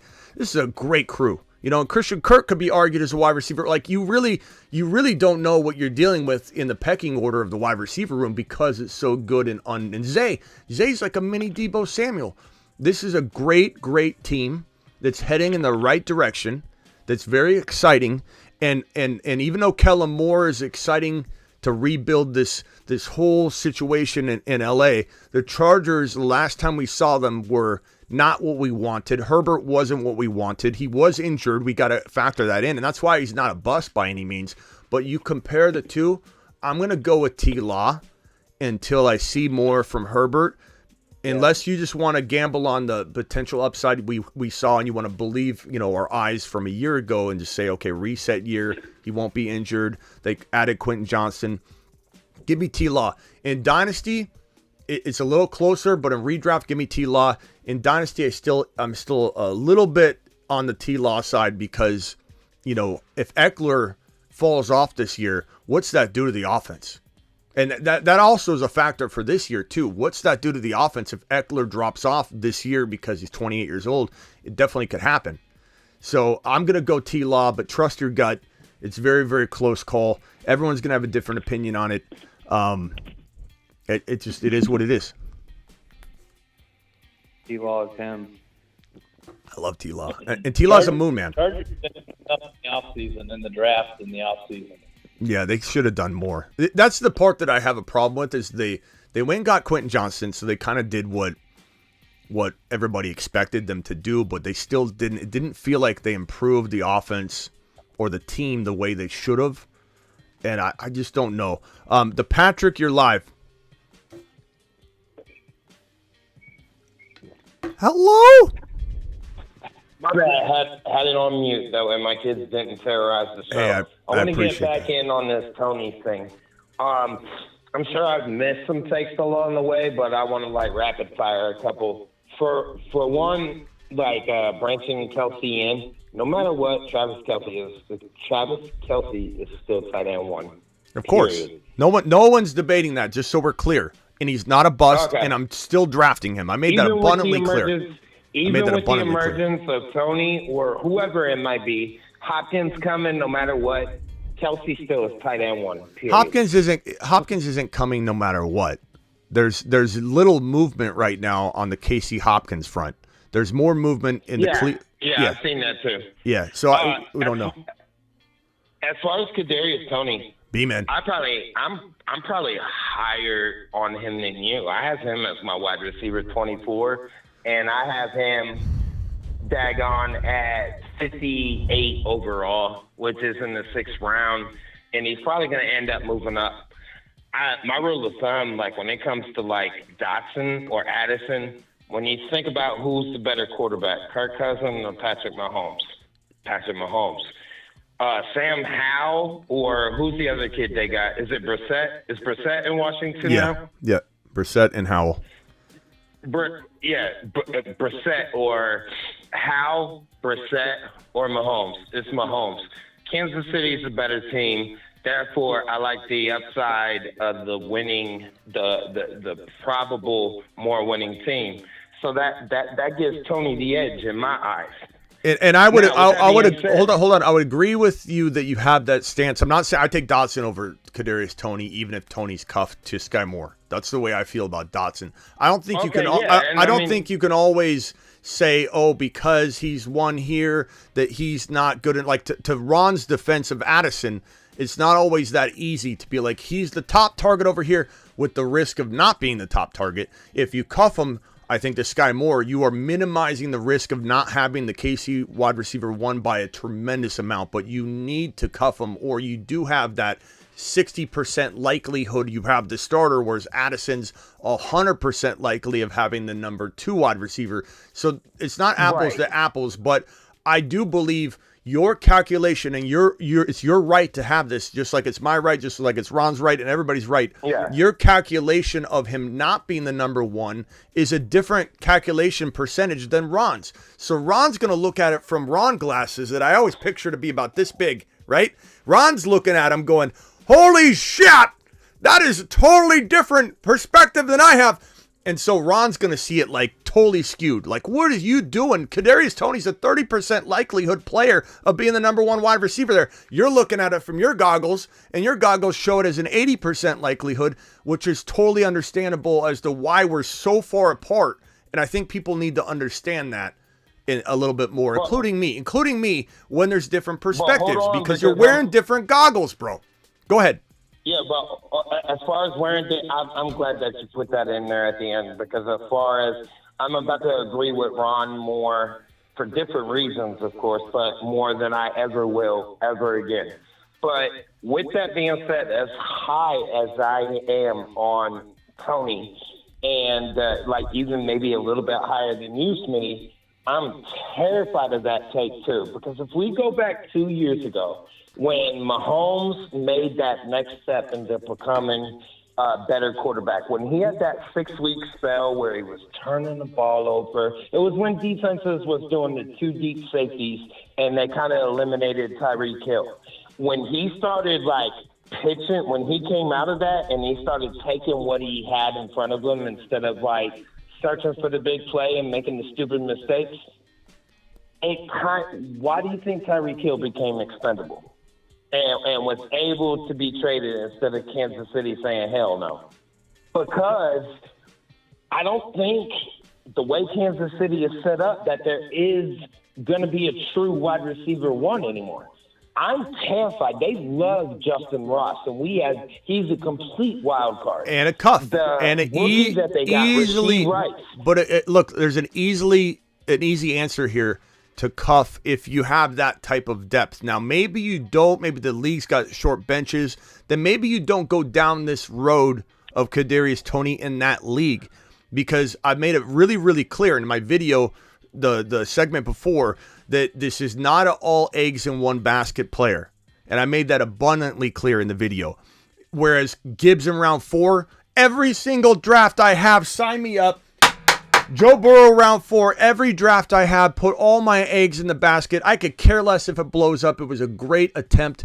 Where Toney is not an all eggs in one basket. So you have to apply this differently based on your league format. If you can't cuff him, if you don't have the luxury of cuffing him to Sky Moore, and maybe if you want to, if you're feeling extra cute, you could also grab one of the other wide receivers, Rashee Rice, or Justin Ross, then maybe this is not the league to try this in. And I get that, and I acknowledge that, and I say that up front.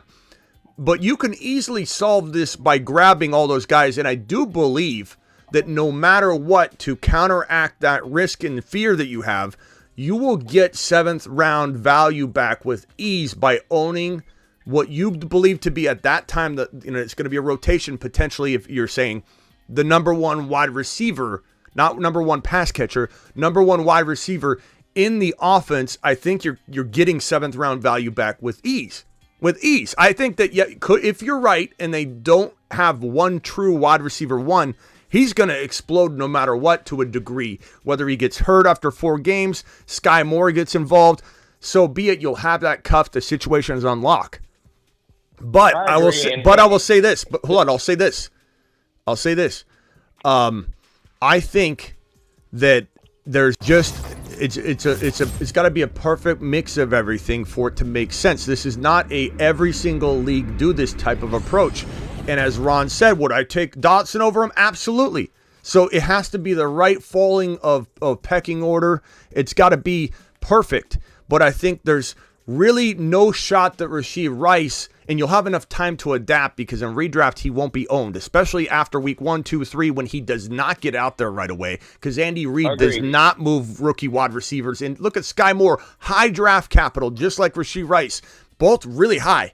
And he didn't use Sky at all last year. You'll have enough time to adjust and adapt to get Rice on your roster. It's going to be Sky, or it's going to be Toney, or it could be Ross, but I think it takes a little time for that to develop, because he too, even though he's been on the roster, hasn't been involved, and I don't know that Andy Reid's going to shove him out there yet. So you could cuff all 3, and if you can't, go down a different road in that particular league. 100% agree.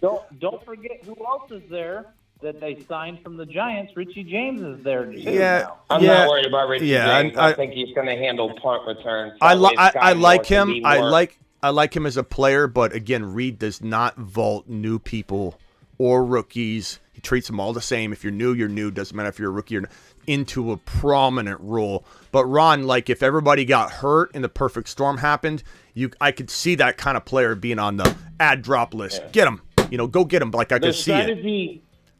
The strategy I'm using, like you, is if I go Toney early. When I say early, I mean where I have him a little bit higher. If I go round 6, maybe at the end of round 5. If I go Toney early, I'm definitely pairing him with Sky Moore. Those are the two to handcuff, because for all them cute plays that Kansas City likes to do, Tony and Sky Moore are going to be the men. Now, as far as if you have one bench spot that you can wait and be patient, it would have been like the equivalent of Christian Watson from last year.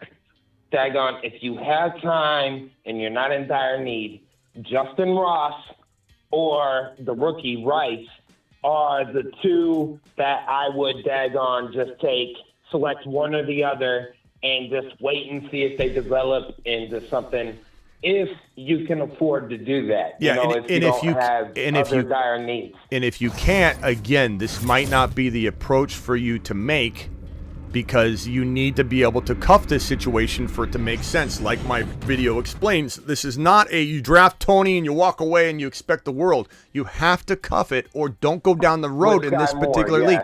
And wide receiver. That Sky Moore is the guy to cuff him with. Don't cuff him with. Hold on. And don't Alert. Okay. Super chat alert.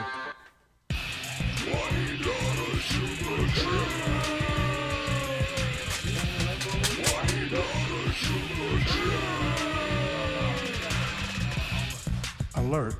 Super chat.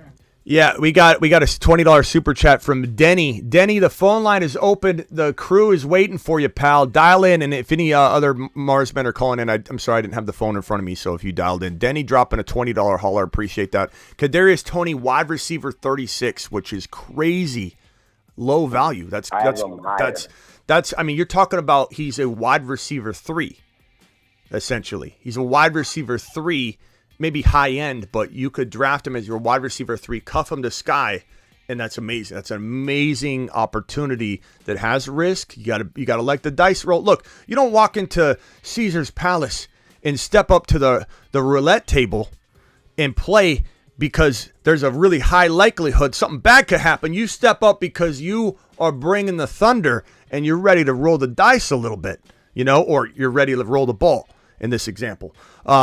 Denny, dial in. Appreciate your super chat. Thank you very much.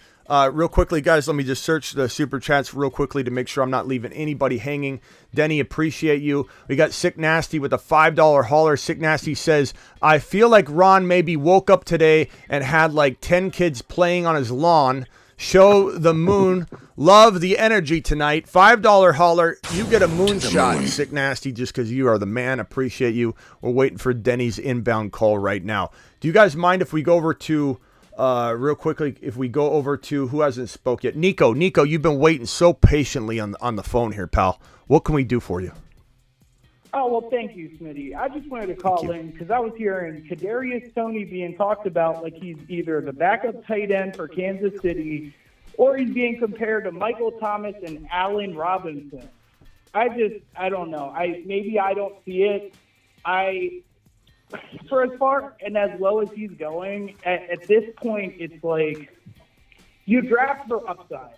And he's a roulette roll, but it's not like you're drafting him in the 3rd or the 4th with your core players. Speak to it. He has the upside to be like a wide receiver 1 for one of the best passing attacks in the league. To be honest with you, bro, I didn't know which direction you're going in. You went one way and then you went another. It sounded like you were going to say you loved him. Then it sounded like you could say no. I'm just saying, like I liked your take. It was a good take, and I agree with you. I'm highlighting what you're saying, that he 100% is being talked about by doubters of the take as if we're mentioning him as a 3rd or 4th round pick like Steven. And no one's saying that. And it's an understandable territory in round 7 to like it. It's also very understandable. And sometimes this is more what it's about. Okay. It's not so much that everybody's a Toney hater that doesn't like him in 6-7. It's more about you just like other guys better. Sometimes that's all it is. I will take Derrick Henry in round 3 and redraft because I don't mind that value, as Denny makes grunting sounds in the background. But in 2nd round territory, I just like other players better. Denny, you're live on the Fantasy Football Show. Appreciate your $20 hauler. You are the man, Denny. You just bought your way into the front row. Oh, man. I was calling in. I thought you were on fire earlier, man. I agree with you. I agree about a lot of things. I'd like to thank my mom and dad for bringing me into this world. Yep, thank them. Being a part of the Fantasy Football Show. The Fantasy Fafa Show? the Fantasy Fafa Show. Appreciate that, Denny. And thanks to your mom as well. Is it your birthday today, by chance? No. Okay. It's in a couple of weeks. Okay. In a couple of weeks, it's my mom. Yep. So that means almost 9 months ago, your parents got together, a little candlelight dinner, and they said, "Let's make Denny. Let's make Denny." And they did a glorious thing for this world. We appreciate your parents. Salute to them. Happy early birthday. Remind us when it's your birthday, Denny, and we'll do a little Denny dance. Denny, what else can we help you with? Speak up. It's your floor. Oh, I was going to ask you about a couple of things. Even if it was Dynasty. All right. Let's just go to Lawrence, that whole team, that situation there. The guy? They're talking about the guy. You were talking about T-Law? Law Dog? Yeah. Okay. Yeah, bro. Law Dog. Okay, what can we talk about? What do you want to talk about with Trevor Lawrence, the Law Dog? Go, Denny. There's a situation going on there, which I think he's going to be fantastic. And then there's, you got to help me out here. I'll help you. I got you, Denny. Really? I like that. Oh, you're the dude. I'm stealing your own stuff, and I'm trying to tell you back. No, that running back. ETN. I got you. Bigsby. Tank. I'm trying to tell you back. What? Tank Bigsby. ETN. I got to help him. He doesn't know the names, but go ahead. Denny, which one? No, the one they drafted. Tank Bigsby. He can zip it. Tank Bigsby. I got you. Yeah. Yes. Yeah. There you go. Yeah. There's some other stuff going on, Smith. Smitty, dude, I know you can zip it. We went to zip it. Zip it. I'm thinking garbage. Dude, I'm thinking. You know what? You talked me into Olave last year. I know everyone thinks I don't forget things and that, but I definitely am all in to a 3 leagues. But Smitty taught me how to want. It taught me into Olave. I talked him into Olave. You heard it here. I glad I remember this, Smitty, because I don't forget things. You know what I mean? Yeah. Hey, Denny, hang tight. Collect your thoughts. Come up with a question about T-Law in a second. I'm going to head over to Marsman Rock Out real quick. And just hang tight for me. Marsman Rock Out, you're live. What's up? Do you know what the odds of being a human being? Yeah, it's like one in. It's I don't know. The odds are like almost greater that Jimmy Garoppolo could finish a 17-game season, but it's like 1 in a trillion, something like that. No, 400 trillion to 1. 400 trillion to 1 that Denny didn't grace us with his presence. You know that, Denny? The odds of a human being being born, you're magical. You're nothing but a magical presence, Denny. You're a gift. It's a little but this one made it. You know, this little squirmy one made it, Smitty. He did. Squirmy he made it. little Denny made it. Hey, Denny, are you coming to Vegas? Are you coming to Vegas? I'm there July 15. I'm there July 15, live streaming the Scott Fish Bowl live draft that I'm in. I'll be live, so anybody watching, you'll see me live that day, July 15. Are you coming to Vegas to meet me? Yeah. But then we're gonna be. I'm not gonna like call. Like I'm gonna be. We're gonna be hanging out, dude. Like that. You know what I mean? Okay, karate, I'll karate in the garage. Like, can we order some bunk beds? Maybe when, Miss Smitty and I will get a bunk bed ordered, and you can sleep on the top bunk. In our room for activities, more room for activities, Denny. I'm sure Miss Smitty wouldn't mind. Hey, Denny's crashing with us in the bunk beds. All right. Hey, hang tight. Hang tight there, Denny. Hang tight. Okay. Rock out. What else do you have? I got another question. Do you think T-Law could produce like 3 receivers? Not 1,000-yard receivers. Well, I mean, it's possible, but it's probably going to be T-Law is the kind of guy that, I might have went a little high on my 4,800-yard projection video on T-Law. It's probably like 4,500 yards. He had like 41 or 42 last year. Let's call it 4,500 yards. I mean, 48 is possible. 5,000 is possible with T-Law. But I think we need to progressively, expect a certain number and not, expect something like 5,000. But 4,500 yards. But he's the kind of guy that can go out. He had 2 4-touchdown games last year. He's the kind of guy that can march out onto the field, throw 220 yards and 4 or 5 touchdowns. So I think a lot of people eat touchdowns in this offense more so than the yardage. So you might have 3 wide receivers or 3 pass catchers, Ingram being one of them, that have this crazy touchdown total. But yeah, they all could. 2 of them could eat 1,000 yards, easy.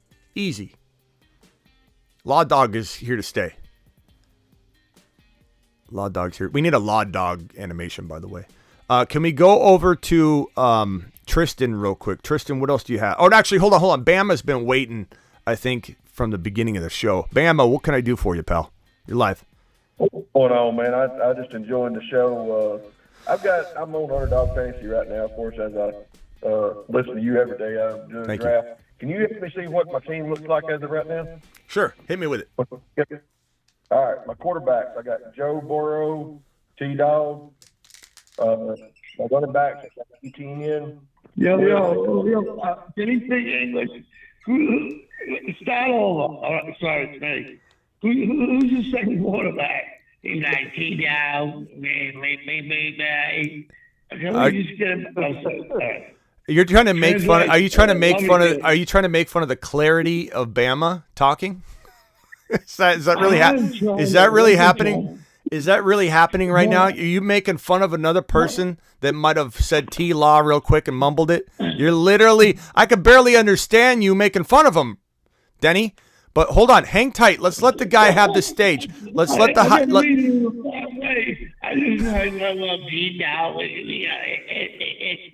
It's like my 2-year-old. My 2-year-old, it's very hard to understand her, but like you start to learn. Like, oh, that's what she said. Like, I know Denny speak. A lot of my audience doesn't. We don't have captions activated by default, Denny. So hang tight real quick and let this man speak. Okay? This man just spit out glory out of his mouth. And you interrupted him. Hang tight, Denny. Please mute. Please mute. Hold on one second, Denny. Please mute. I'll call on you in 1 second. Bama. Bama. You said you had Burrow, T-Law, ETN. Go ahead. Swift and Kamara. Okay. And then my wide receivers as of right now, I've got St. Brown, Olave, Jameson Williams, and Sky Moore.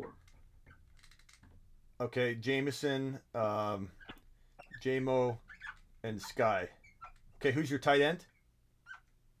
I don't have one yet. I'm not done with the draft. Oh, the draft's still going. Okay. So let me start off by saying I absolutely love. This is a super flex, I assume. Or one. Yes. It's not 1 QB. It's super flex or 2 QB. Okay. So you have amazing quarterbacks. You're starting both of these guys at once. That's phenomenal. And to literally still have, and this is the way I tell people to dominate a Superflex draft, you are literally walking into pure domination mode if you follow my formula. If you're gifted, so lucky to have a top 5 or 6 pick, one that gifts you Burrow or above, you literally revert back to one QB type drafting. You didn't even do that. You got T-Law, and you still have the makings of what I described to be reverting back to 1 QB mode in the 2nd, 3rd round, maybe even 4th, and you start drafting players against the grain, against traffic. You got yourself an equivalent 1st rounder in a normal setting here in St. Brown. You have what's equivalent to a 1st rounder or a 2nd rounder in a 1 QB league setting in Olave. You have what's equivalent to a 3rd rounder in ETN, and you still have Burrow and T-Law. I love the J-Mo upside. I like the Kamara and Swift potential for your running back 2 rotation. Try and grab, backups to one of them or something like Kendra Miller later. It's just a phenomenal start, bro. grab Tank Bigsby as well. If you secure the running back room properly, you're going to avoid a lot of the risk and pitfalls that ETN or Kamara or Swift could end up presenting to you. So this is a phenomenal squad, bro. Is this a 12-man league or a 10? It's a 12. I just picked up Charbonnet also. Oh God, you're playing 3D chess and they're playing Parcheesi. He's lying. He's just a liar. I knew he was a liar the whole time. Nobody has a team like that.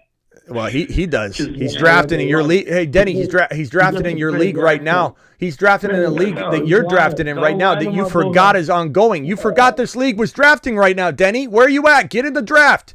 He's drafted in your league right now, taking you to school. I'm on DraftKings. I'm on the other thing. Okay, hey. Let's be respectful of our callers, Denny. Come on. Can you mute, Denny? Can you mute real quick? The Patrick says, Denny, come on, man. The disrespect is real. Timeout. Time me out. Okay. Time me out. Go on mute real quick, Denny, please. I don't want to disconnect you. You dropped a $20 holler tonight. I'm trying to give you a little bit of leeway tonight. Okay. Bama, did you have anything else real quickly besides the fact that you dominated your draft so far? Is there any questions you have with your next? I'm just going to sit here and listen to. Don't worry about all you got to say and finish up my draft. Yeah, don't worry about Denny. But hey, this is a phenomenal start. And who you got? How many picks away are you from your next selection? And what options are on the table? A dot. Michael Jordan. Yeah, I think he has Michael Jordan in the NBA league. And he's got a Babe Ruth and MLB. He's got Mike Tyson. Denny, you're at the mercy of the chat right now. Okay. If I get another X, if I get another X, that puts you 2 out of 3. If somebody drops a third X, you're booted. I don't even want that, Denny. I don't even want that. I don't want it. Bama, how many picks away are you, Bama? Big kisses. The Bob 6 picks. God, I don't want to kick him. Bama, how many? Bama. Ron. No, I didn't do shit. I was going to tell. Finish him. Call terminated. I'll call you back, Smith. Big kiss. Okay. God, I tried to keep him as long as I could because he dropped a $20 hauler. I wanted him to have the floor. Denny, you're in timeout for 10 minutes. You can call back in 10. Bama, I apologize for my rude guest, who we love, and we appreciate him for who he is. But how many picks away are you? Hey, man, I don't take nothing about it. It's fine. I've got I'm on the clock now. I've got Cole Kmet started up, fixing to take him, I believe. But I've got Jared Goff, Mooney, McKinnon, Russell, Kendre Miller, Adam Thielen, Romeo Dobbs, Nico Collins. All those is in that realm. And I got picked twice right now. Hey, does anybody on the panel here have a suggestion for his next pick? Does anybody think he should force tight end here, or should he go with one of the names he just? Did you say Dotson's available? Romeo Dobbs. Oh, Dobbs. I thought you said Dotson. I was like, oh God. No. Yeah. I just best player available. Go best. Oh, Cole Kmet's still there. What round? We are in 10. Round 10. I can see it right offhand. Let's see. I got to pick real quick. Round 10. I'm going to go Kendre for sure up. Yeah, that's a great team. Kendre's good. If you see him climbing up the top of the running back board, then you know you got to strike. Tank Bigsby's also very, very important. I'd almost say Bigsby's a little more important than Kendre. If you've already taken, that's okay. But I'm just worried about my he's on the better team. And the very blessed indeed says Kincaid. I also agree. Kincaid's very, very, very nice here if he's around. You got to back Kincaid up because he could start off slow. I don't want anybody to think Kincaid because a lot of people are going to cut Kincaid. I can see it now. People are going to come in and say, Smitty, just like they did with Kenneth Walker's injury, and people were surprised. Kenneth Walker was supposed to not play week 1 and week 2 and probably week 3, and people came out shocked. Even though they knew that, they drafted him knowing that. They came out and go, he didn't play week 1. I'm going to cut him. and they cut him, and then they called me up the next day, and they're like, Smitty, Kenneth Walker's on the waiver wire. I put him there. How much fab should I drop on him? All of it, because you deserve it. So be patient with Kincaid, people. Be patient, and you need to have almost a starter. You almost draft Kincaid, and then you come back around and you draft another tight end to start in his place until he's ready.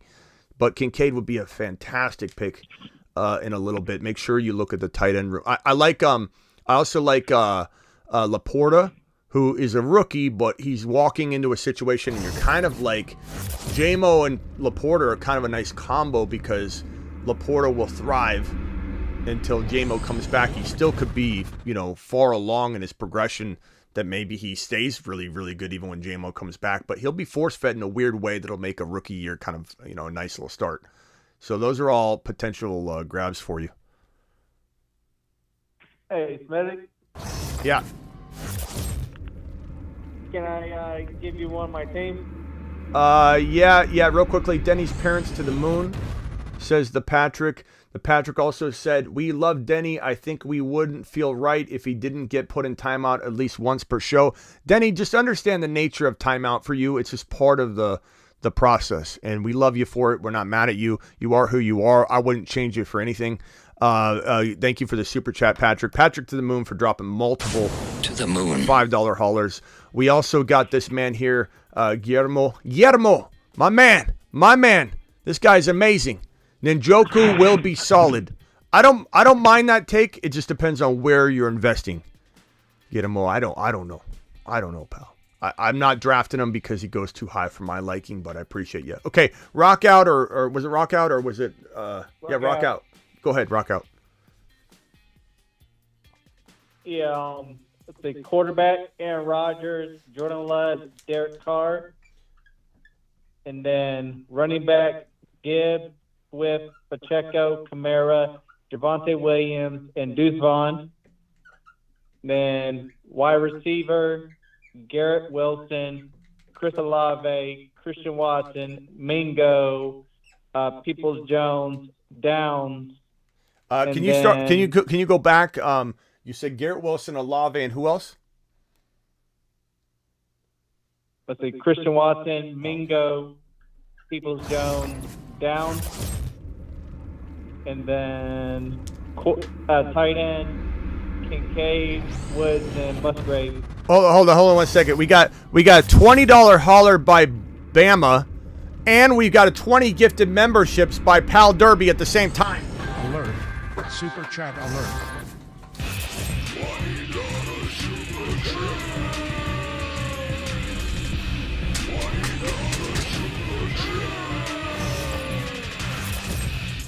Alert. Super chat alert. Pal Derby doing Pal Derby things. If you know what I'm saying. Pal Derby does Pal Derby things all the time. We're going to mute that, but show it. Every single one of Pal Derby's gifted memberships is going to go on in the corner of the screen. Manny became a member. We're going to rejoice and embrace every single new YouTube exclusive membership. Can we drop some of the new YouTube exclusive membership emojis? Maybe the one that shows the highest super chatter of the year in a single live stream, which is the Gorilla Eggplant 600, which belongs to Garrett. I don't know if Garrett's still in the chat, but drop this emoji, you YouTube exclusive members, you, in recognition of Garrett, who holds the highest super chat of the year. And if anybody wants to come take this from Garrett, have your own emoji, whatever it is, your avatar, your name, and the number you dropped, you will take control and have your own emoji within your fingertips. Appreciate everybody here. Corey, everybody's becoming a member. Pal Derby, appreciate you. And Bama, who I think is still on the line right now, in silence right now, dropping a $20 wad on screen. To the moon, all of you. To the moon, all of you. Back to rock out. Rock out, back to your team. What is rock out? What is who's your tight end? I got Kincaid, Woods, and Musgrave. Okay. Is this a best ball? Yeah. Okay. I like it a lot. Garrett Wilson, Olave, Watson. I mean, you got literally three of the Wolfpack. Garrett Wilson, Chris Olave, Drake London, and Christian Watson. This is the Quad Squad, the Burn Unit, the Wolf Pack, the four amigos. I give you the four best friends that anybody could have. Having the Wolf Pack is pretty impressive. To also have the Wolf Pack, or three fourths of the Wolf Pack, 3/4 of the Wolf Pack, with still having Gibbs, Swift, Pacheco, Kamara as a very strong running back 2 rotation. You know, do you have McKinnon? I got sniped when I was getting taken by like one pit. Yeah, just an extra added security blanket. But to have Gibbs and have all, that's a really good squad. I love it, bro. You did a fantastic job. Great job. Great job. Real quickly, let's go. Ron, you haven't spoken in a while. Ron, what do you think about Denny? What do you think about life? Anything you want to add to the conversation, Ron? Mars Man, you? No, I'm good. I'm just enjoying the conversation, eating on some ribs. Ron, if there's anybody that's eaten a steak or ribs, like, and my life was on the line, and someone said, Smitty, your life is on the line, tell me someone's eating steak tonight, it would be Ron Navy. Steak and probably a little potato. I imagine Ron's eating, I don't know if it's asparagus with the ribs or some sort of, what do you have with it, Ron? Potatoes? Just ribs. Just ribs? Straight ribs? Okay. Oh, that's right. You don't do any potatoes or anything like that. Somebody just called in and I missed the call. Yeah, carnivore. But this man's eating steak and meat like a king. Do you have one of those like freezers in the garage, Ron, where you have just stacks of frozen meat? I do. I can see it right now. I can see you going out to. I got a refrigerator with a freezer, and then I got a chest freezer out in the garage. Full of meat. Probably $500 worth of meat easily, right? Inside the freezer, minimum. Yep. That's probably a low ball estimate. This guy Ron eats like a king. But I'll tell you what, my blood pressure come way down. I mean, it was 113 over 78. That's because you're eating all the competition. You're eating all the predators. There's nothing to worry about anymore. Your blood pressure's down. Oh man. And I'm not my blood pressure medication either right now. That's good. My A1's great. That's good news, bro. So my blood sugar. So yeah. That's good news. Hey, can we go over to Ethan real quick? Ethan, you're live. I don't know if you've talked yet or if you have something new you want to add. Appreciate you. Again, Bama to the moon, Guillermo to the moon, the Patrick to the moon, all you guys. Ron and the Steelers to Mars, says Guillermo. Appreciate you, pal. Ethan, you're up. You're live. Yep, Smitty, this is one of your Uranus guys. Yeah. What do you think if Tony puts up like Pause. Juju volume? Pause. I just want to say that I just want to say I have nothing to do with what this man just said. I have no. I'm Uranus. I have no Uranus men. I don't know what this man's even saying right now. I have no idea what he just. The words came out of his mouth are not Smitty approved. Completely disapproved. I got my own card, man. Okay. Actually, you know what? Maybe we do initiate 12 planet Uranus, moon men, or equivalent to the anti-moon men, the Uranus men. Maybe we have 12. Yeah. Maybe we have 12 Uranus men, and I send one to 12 of you that have earned it based on a comment, and you're going to be number one. Okay, go ahead, Ethan. Take a laugh, guys. Yeah. What can I help you with, Ethan? Yeah. What do you think of if Tony puts up Juju type volume because he's way more athletic? What would he be like if he gets like Juju's volume from last year? I think Kadarius Toney has the potential to be a fantasy football low-end wide receiver 1.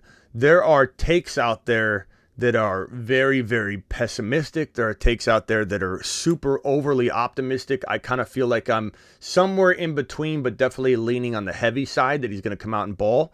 But I'm packaging in the risk. Again, there's a reason he didn't crack the Moon Men list until now. He's been sitting on the Satellite Man list because we needed more like open verbalized stamp of approval from Reed and the staff, and I feel like we're getting in abundance right now. We're getting a lot of it. I think if he gets 70, 80 receptions, his efficiency will be high too.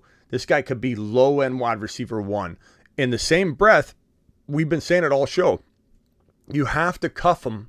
You have to cuff him to Sky Moore or what you believe to be the number 2 wide receiver option to replace him. And if you do that properly, you could be looking at a very safeguarded 7th round, 6.5 round pick that all the risk is kind of accounted for.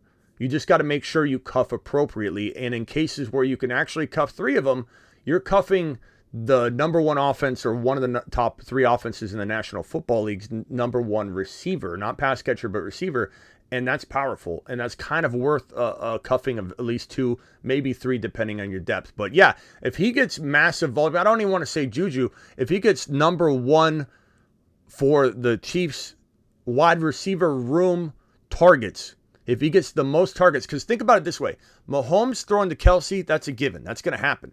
That's going to happen. There's a certain amount of targets going to Kelsey, and the leftover amount, if there is somebody that dominates the leftover amount, they will be a low-end fantasy football wide receiver 1 bare minimum. If he spreads it out across, especially if they rotate, like you had Clyde Edwards-Helaire running back play like a monster through the first 3 or 4 games. I think it was 4 games in the season. Monster. He was an absolute monster. He was really, really good. People don't remember because he just fell off.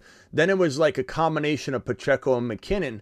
But if you only start 1 player each week, 17 starts out of that 3 running back rotation, it was a top 6 running back in fantasy football.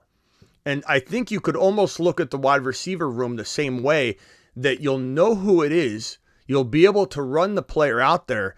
And in sum total, you're getting a top 10 wide receiver production out of the rotation, but 17 lone starts out of the cuffed group. Same thing with the running back stable.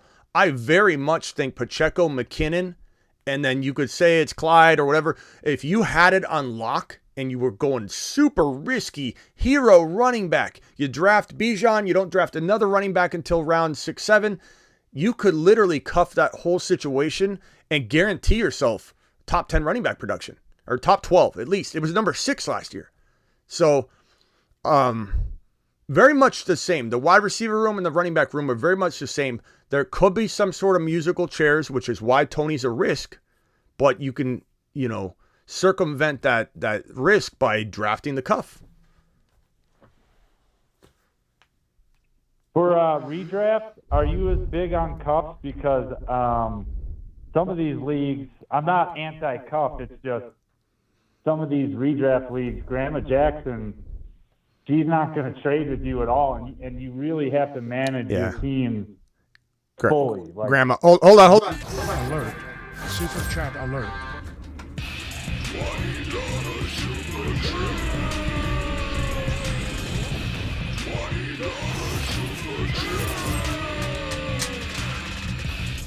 Alert. Super chat alert. Sorry to interrupt you. Those $20 haulers, they come in, and I got to address them. Guillermo dropping another one. I want a Uranus man card. Okay, I'll keep you in mind. We might just create those and just hand them out to. It's a good idea. I got to talk to the Moon Men, and I got to talk to the Mars Men and see if they're open-minded to some sort of Uranus card that we can have. Real quickly, Smitty, we love you, we appreciate you, and we appreciate the place you provide for all of us. I am broke again, so I'll drop bucks again next month. Hey, the Patrick, appreciate you. Are you still on the line, the Patrick? Yeah, I'm here. Okay. This is your account, right? We got a couple people that have Patrick and the Patrick. This is your account, right? Yeah. I appreciate you, pal. I appreciate you. I just want to make sure. Sometimes I think I'm talking to somebody and they're like, no, I'm the other the Patrick. So, hey. No, I'm tracking. Yeah. The Patrick, you are the man. I can't thank you enough for helping keep the lights on. Pal Derby's gifted memberships are still going on right here in the corner. It's just going off like wildfire over here. He's single-handedly getting us another emoji because YouTube only gives you another emoji per 100 new YouTube exclusive members. and these are Hold on $1.99. now. Hold on now. I'm not in competition with Paul Derby because he's a man. But 20 of those are mine. Oh my! Oh, I just saw that right now. Hold on. I think he dropped 20 earlier, didn't he? And then now you're dropping another he dropped 20 10. and I dropped 210. Oh my God. Okay, so I'm we've not got. calling you out, Derby. I Nope. don't want no smoke. No, you don't want smoke from Derby. But here we go. We got 10 gifted memberships from Zach. We've got 10 gifted memberships from the Patrick. You gifted 10 different memberships, bro? Yes, sir. That's 20 total from the Patrick. I'm hitting the 20 because that equals 20. Alert. Super chat alert.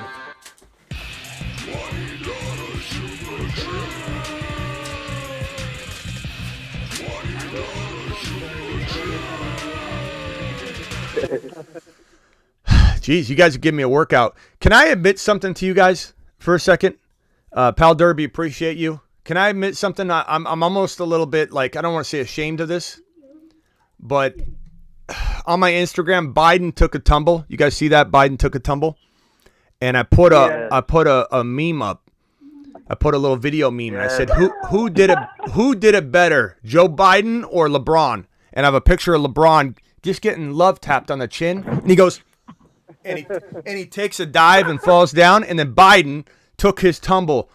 Literally an hour later, I pulled my calf muscle. Karma is a biatch. I have a pulled calf now. I can't run for at least 2 or 3 weeks. It's a very, very bad calf pull. I don't think it's torn, but it's definitely a grade 1. I'm done for 2 weeks, 2 or 3 weeks. I can't run. All because of that Biden and LeBron meme. It was worth it, though. It's glorious. Go watch it on my Instagram. Pal Derby with the 20 gifted memberships. The Patrick with 20 gifted memberships. Appreciate you both. So when I get up, I'm limping a little bit. You see me limping a little bit. It's bad. My calf pull's bad. Okay. Come on, man. Corn Pop. He planted that sandbag. Come on, man. You know the thing. I love how Biden points to something like there's something there. But whenever he falls, he points to wherever it was. Oh, that was there. That was there. There's something there. Okay, let's go over to Ethan. Ethan, you were talking and I interrupted you, or the super chats interrupted you. Thank you, Zach. Appreciate you. Yeah, with handcuffs and redraft, like it's hard to trade with Grandma Jackson, and if all of a sudden you're sitting on, the 3 running backs from KC, or is that more of a best ball thing that you're doing? I'll do the Walker Charbonnet. Yeah, maybe cuff thing in redraft, but I don't know about some of these other cuff things. Like, I don't know. In redraft, anyway. Yeah. Thank you for the super chat again, bro. Just constant with you, the Patrick. Appreciate you. I think you can do it in redraft and dynasty. It's harder to do it sometimes in. I don't know. I would say it's harder to do it in one versus the other. Just kind of depends on the flow of draft. But I'm certainly cuffing in redraft or best ball. I feel like best ball, it's safer. It's a little bit better. If you go Kadarius Toney, Sky Moore, Justin Ross, it's hard to do that because you have three players tied up and you need like 7 wide receivers. So if you do it with Sky Moore and Kadarius Toney and Ross doesn't become a part of the equation, you're gonna kill it. But if let's say it's Ross, then you could get screwed. It's kind of hard. It just depends. It depends on the amount of bench. Remember early on, Ron, wasn't the early? I don't know if it was a puppy. What was it? The early underdog. So the first ones in January or February or March or whatever. Weren't they 20 rounds? Yeah, those were the big board drafts. Yeah, so the big board drafts, they were 20 rounds. Yeah. All those were 20 rounds. Yeah, 20 rounds. You could easily grab all 3 wide receivers and not bat an eye. In 18, it becomes a little more sticky. We got Terry Roberts dropping a 5 gifted memberships to the moon. We're seeing Terry Roberts come in right here with these 5. Appreciate you, Terry. You're the man. I'm trying to keep more. You guys feel like I'm keeping more tabs on the gifted membership stuff, right? Because I got an iPad open. I can see it now. My system's been really weird about allowing me to see that on my screen, so I got an iPad that I can see all that, react to it. I think I forget, Scotty, somebody called me out on that. Said, Smitty, you never react to the YouTube gifted membership comments and things, and so I've got it all taken care of. We've been, I think, dialing that up. Let me get through these super chats real quick. Send us to planet Uranus. And off he goes to the planet known as Uranus. You know what I'm also thinking of doing? Saturn has a lot of moons. Maybe we send people to the moon, but Saturn's moons, and there's something we can do with that. Appreciate you, Christian, for the $2 hauler. The Patrick dropping yet another one. I thought you were broke, bro. This is amazing. The Patrick said, Hod Prime, this is for you, bro. The Steelers will be swept 2 out of 3 times within the division, and I can't drop 50 again. I'm broke. Appreciate you, my guy. The Patrick, that all equals 50, so let me put that on the board. Everything you've done today equals 50, so we're putting it on the board. His prediction is the Steelers will be swept 2 out of 3 times within the division. Okay. Ron, I'm sorry. You have to read that. The Patrick says 2 out of 3 times. Today is the 2nd, right? Okay. 2 out of 3 times. What do you think about that, Ron? Oh, I think, I think he's dead wrong as always, and it's too bad he's broke making these predictions that won't actually come true, but heck, there you go. The Patrick, he's always trying to push buttons on Ron Navy, that's for sure.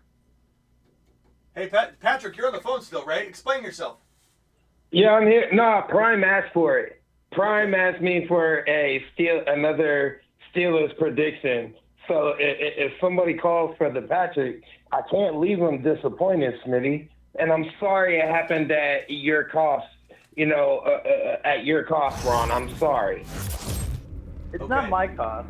I mean, hey, it is what it is. But, hey, I got a question for you. You remember? Yeah. Remember back when your boy Art Modell decided to move the Browns to Buddy, Baltimore? I'm not talking about old stuff. We have too much new stuff to talk about. I'm not talking about old stuff. We got you beat. We still have, if you want to talk about old stuff, we still have 8 championships. You have 6. Buddy, let's talk about new stuff. You guys had Belichick as your head coach at the time. And Nick Saban as our defensive coordinator. Yes, Yep. I do. You had Nick Saban there, and you guys were, at that time, you guys were primed. You guys were picked to go to the Super Bowl, and then your owner just up and we're moving to Baltimore, and ruined that whole team. They wouldn't. Hey, let's not talk all about the Steelers and all that. Then they go to Ron, Baltimore. Ron. Then they go to Baltimore and win a Super Bowl.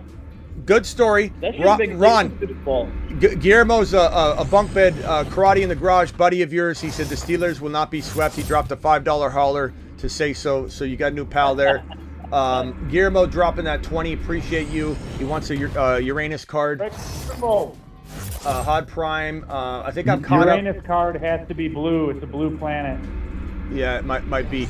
It's actually it's like a whitish blue. It's a gas planet. It's full of gas. It's a gassy planet. Smitty, I broke my rib playing soccer on Monday. I'll be watching you while healing. This is from Edward. I already to the moon on the gifted membership. Appreciate you, Edward. Edward, you're going to the moon again. To the moon. Let's send your injury to Uranus. And off he goes to the planet known as Uranus. Edward, are you still in the building? I want to make sure you're still here. Hod Prime, this is for you. I think I'm caught up. If I missed anybody's super chat, Guillermo says Ron and the Steelers to Mars. Guillermo loves Ron, Navy, and the Steelers. These are best friends if I've ever seen them. The Patrick, appreciate all that you've dropped today. Edward, you're still here, right? Okay, who dropped another gifted 10? Bama dropped another gifted 10 memberships. Bama to the moon. To the moon. I was wondering why there's so much noise going on. Bama dropped another 10 gifted memberships. I believe we got a new emoji. So can I go around the room right now on the panel here. I've got Rockout Mars. I've got Rockout Ron Navy. I got Rockout Wayne Solo, who we haven't heard from for a while. We got Ethan, Nico, the Patrick, Tristan IG, my IG subscriber. Can I go to Marsman Wayne Solo? What emoji do we need to add? It's got to be a player. Would you say T-Law is in order? Yeah, I like T-Law. What about Rockout? Who do you want as a new emoji?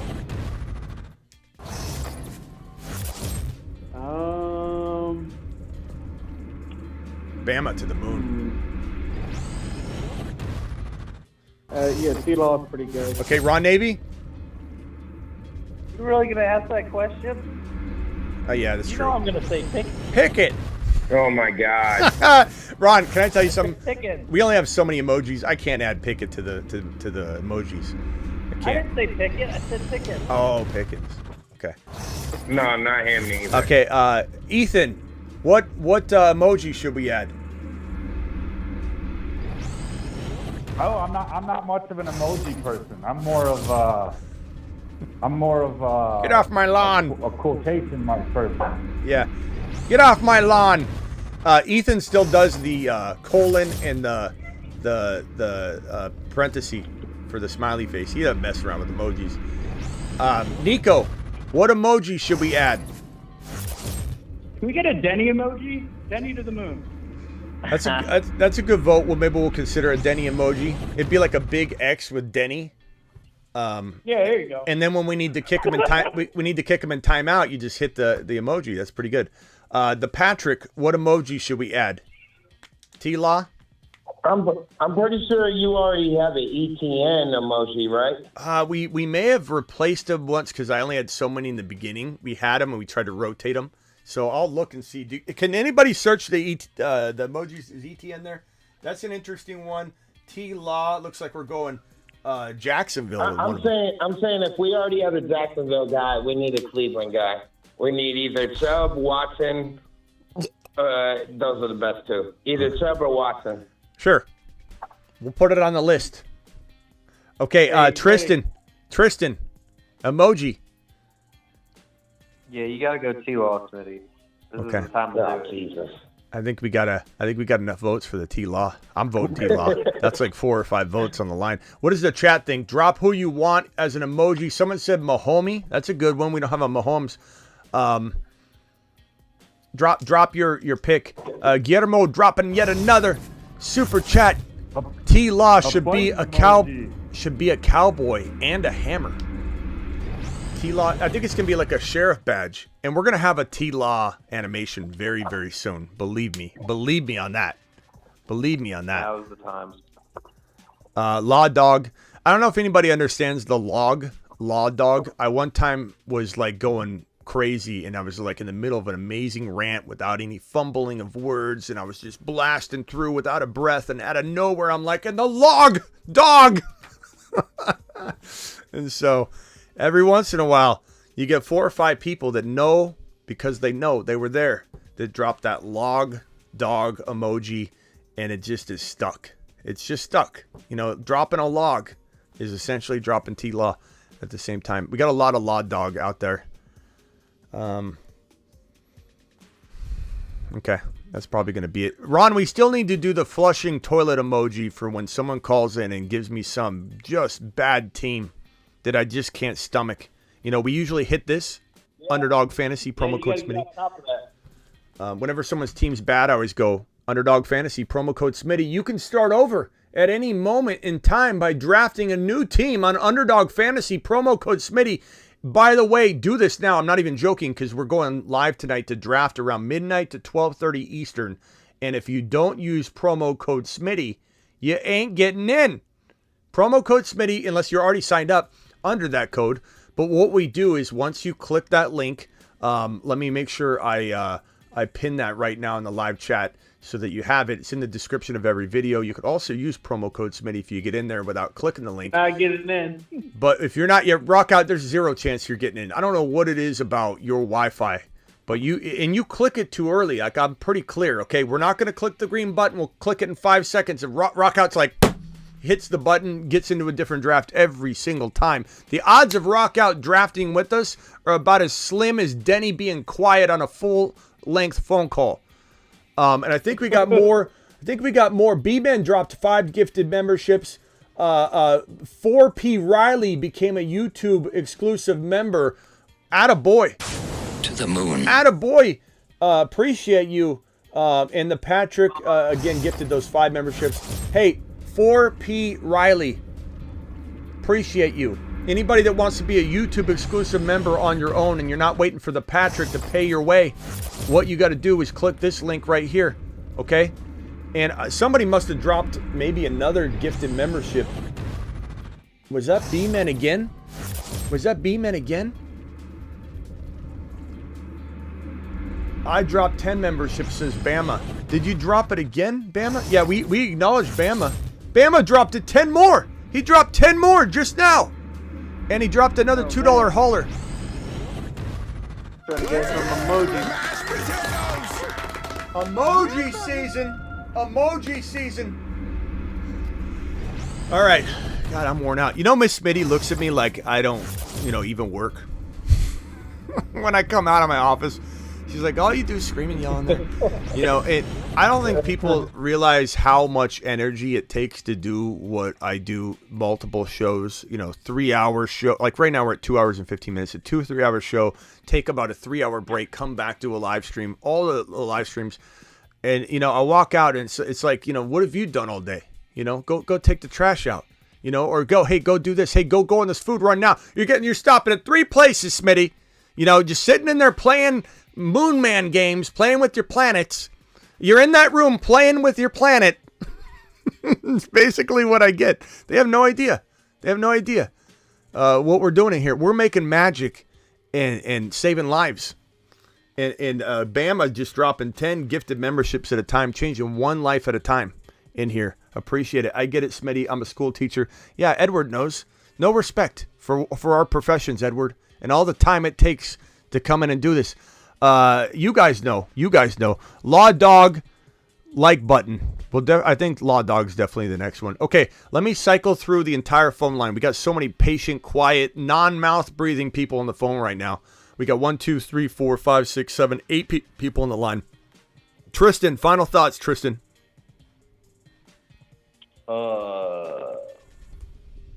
Yeah, get T-Law. Get T-Law now.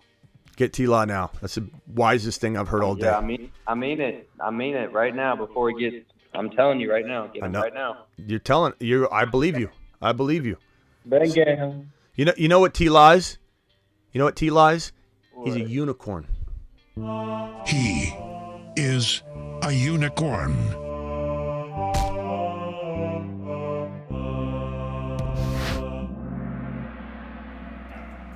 He's that dude. He's a unicorn. He's marvelous. He's your typical kind of slow curve up, and then he's just going to shoot off for the next. I mean, he's going to be the next 10-year thing. I'm telling you. Yeah, go get the unicorn now. Drop some unicorn emojis if you would. T-Law can wait. This should be the next emoji. Toilet emoji, poop emoji in the toilet paper. The thing is, you can kind of use all those emojis that are already there, but it's kind of nice to have it all in one emoji. I get it. Maybe that will be one of the next ones to flush somebody's team or take down the toilet. That's pretty good idea. We do have the disapprove, though.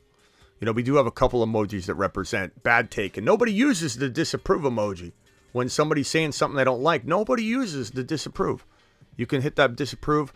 There's definitely some emojis that take care of that. Let's start doing that. But Guillermo, appreciate you dropping another super chat. If anybody agrees they want the toilet and poop and toilet paper emoji in one instead of a T-Law, let me know. I kind of want T-Law, but that's me. Tristan, appreciate you schooling us on T-Law. I know you were there the day he was born, and we appreciate you. Well, listen. Do you remember I sent you that trade today? That question on the text line. Let me check the text line real quick. That's my fault. I mean, it's okay. It's okay if you don't remember. You probably get a ton, but you answered me, and I traded for him, and I sent quite a bit. Oh yeah, I remember that now. And I got him and Hawk.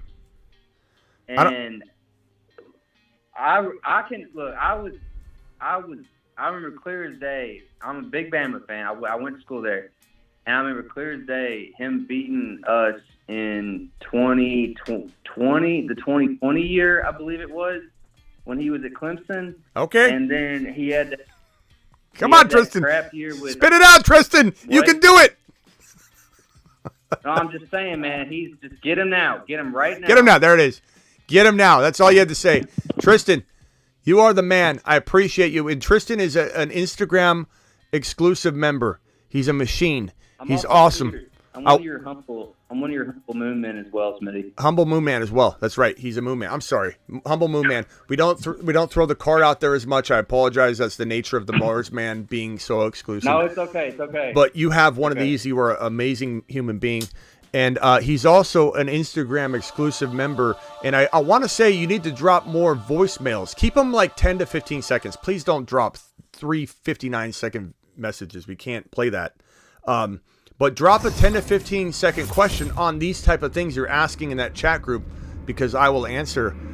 So if anybody else wants to become a daily voicemail leaver, and this gets hopping during the season. Right now it's kind of dead. There's not a lot of voice messages being left. I don't know why. You guys should be taking full advantage of this with dynasty trade questions, player value questions, whatever. So go to my Instagram, click on my profile, and click the subscribe button, which this arrow is pointing to. And for $4.99 a month, you can ask questions every single day. So Tristan, I'm counting on you. Ron Navy dropping 20 gifted memberships. Alert. Super chat alert.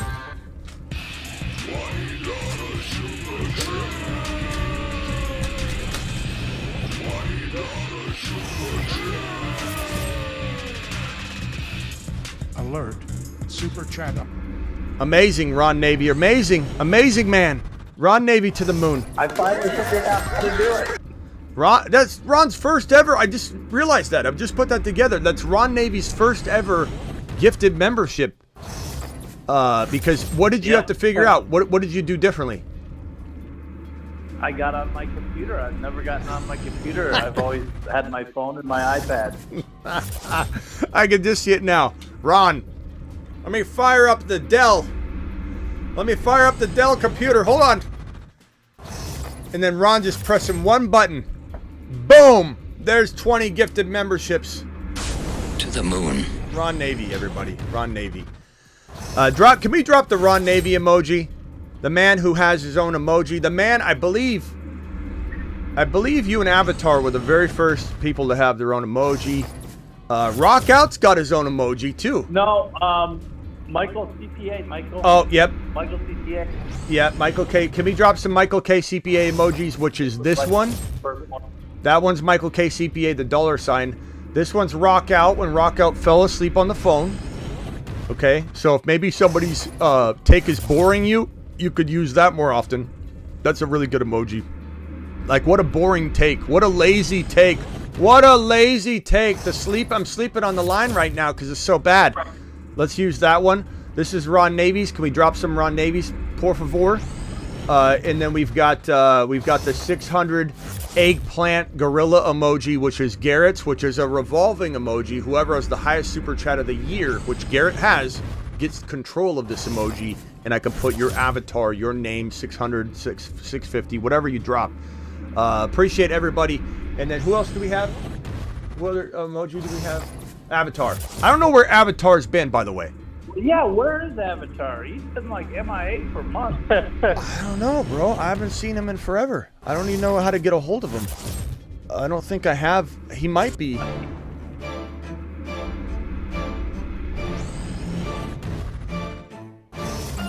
Avatar. Yep. Avatar.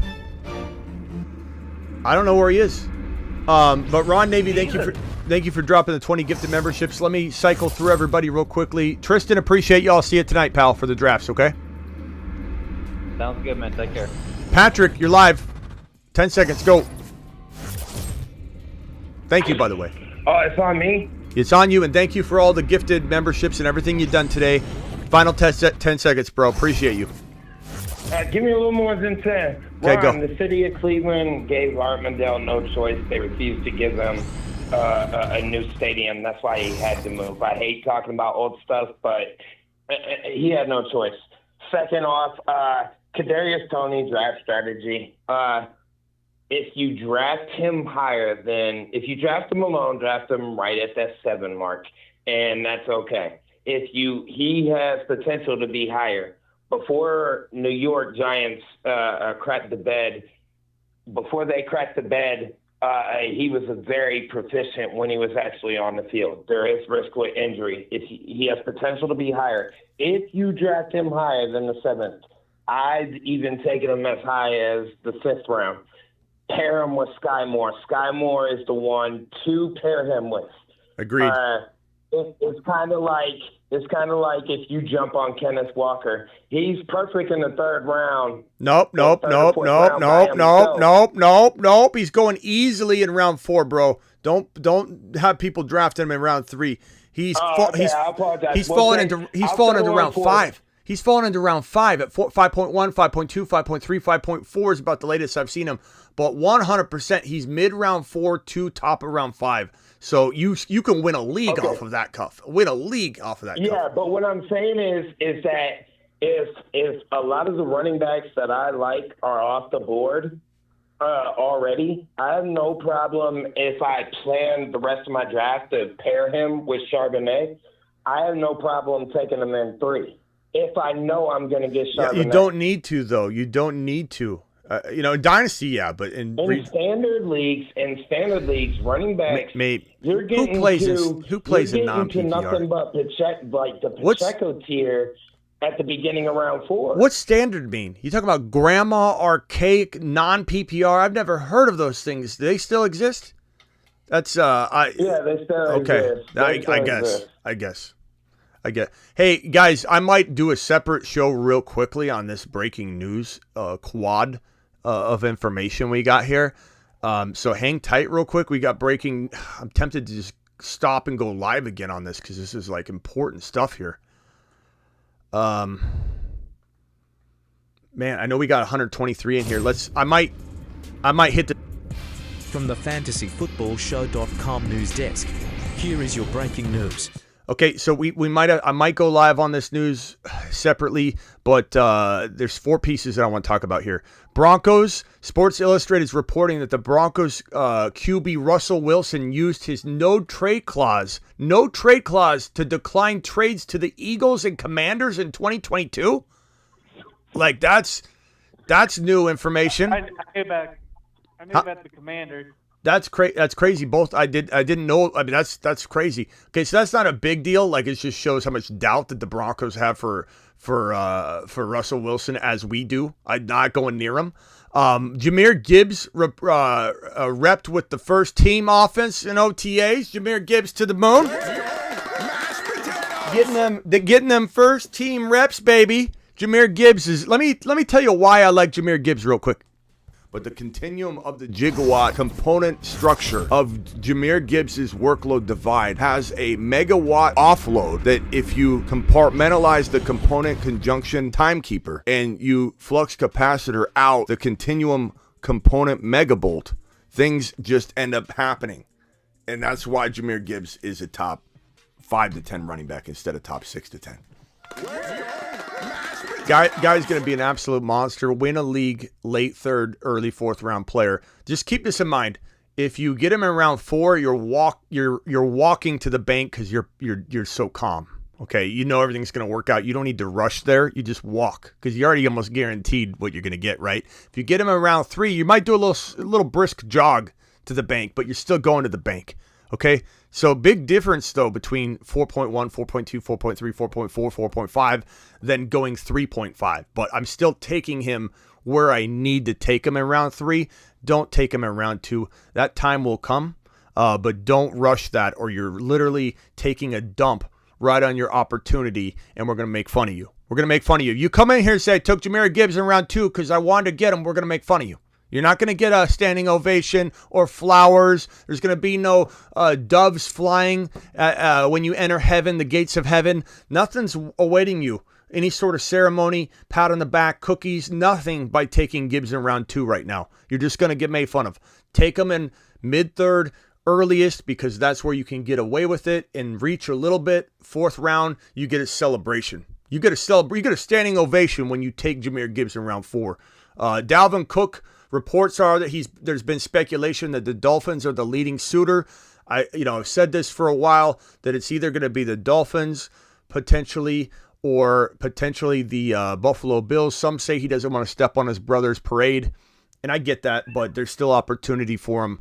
And so, he's got to go where he can go, and the Dolphins have been a leading candidate for him. Problem is they went after A-Chain in the draft because they couldn't work out some sort of trade for Dalvin Cook. So they may have moved on already. But if he's practically free, Miami Mike is going to say, I like A-Chain. I like Wilson. I like Mostert. But you know what? I also like winning. And I also like dynamic playmakers. And while Dalvin Cook is got the shoulder of a 90-year-old man that has been through the ringer, he still can tape that thing on and wear that flak jacket and still be effective. And if there's any place that's going to rejuvenate him for half a year, maybe he doesn't stay healthy, or a full season, it would be Miami. It would be Miami because the offense is potent and it might mask some of the deficiencies that he comes to the table with at this point. So Dalvin Cook's an interesting fantasy take, and it'll be interesting where we draft him tonight, because I think he's falling into a territory I'm okay with grabbing him. Not in a lot of leagues, not all eggs in one basket type of player, but I'm definitely interested in where he lands. And in Miami, he might not even get the start right away because Miami Mike is very prone toward his Niner guys, so he's going to stick with those guys. But I mean, it's an interesting spot. And I think it's crowded enough that maybe his ADP doesn't rise. Maybe it falls. Maybe it climbs. Maybe it doesn't. I don't really know. I think we won't know until we get out there into the weeds. Interesting news, though. Patrick, I appreciate you, and I'm going to let you jump. Thank you for your Kadarius Toney take, and I'll see you tonight.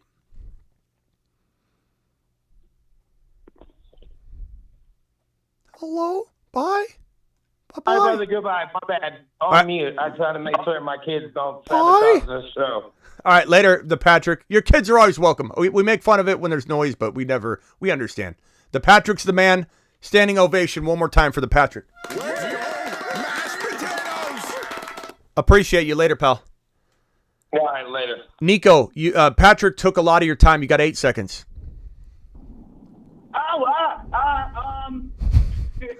Smitty, I appreciate the energy. Love the show. That's why we come to you, because you don't make boring fantasy content. Thank you.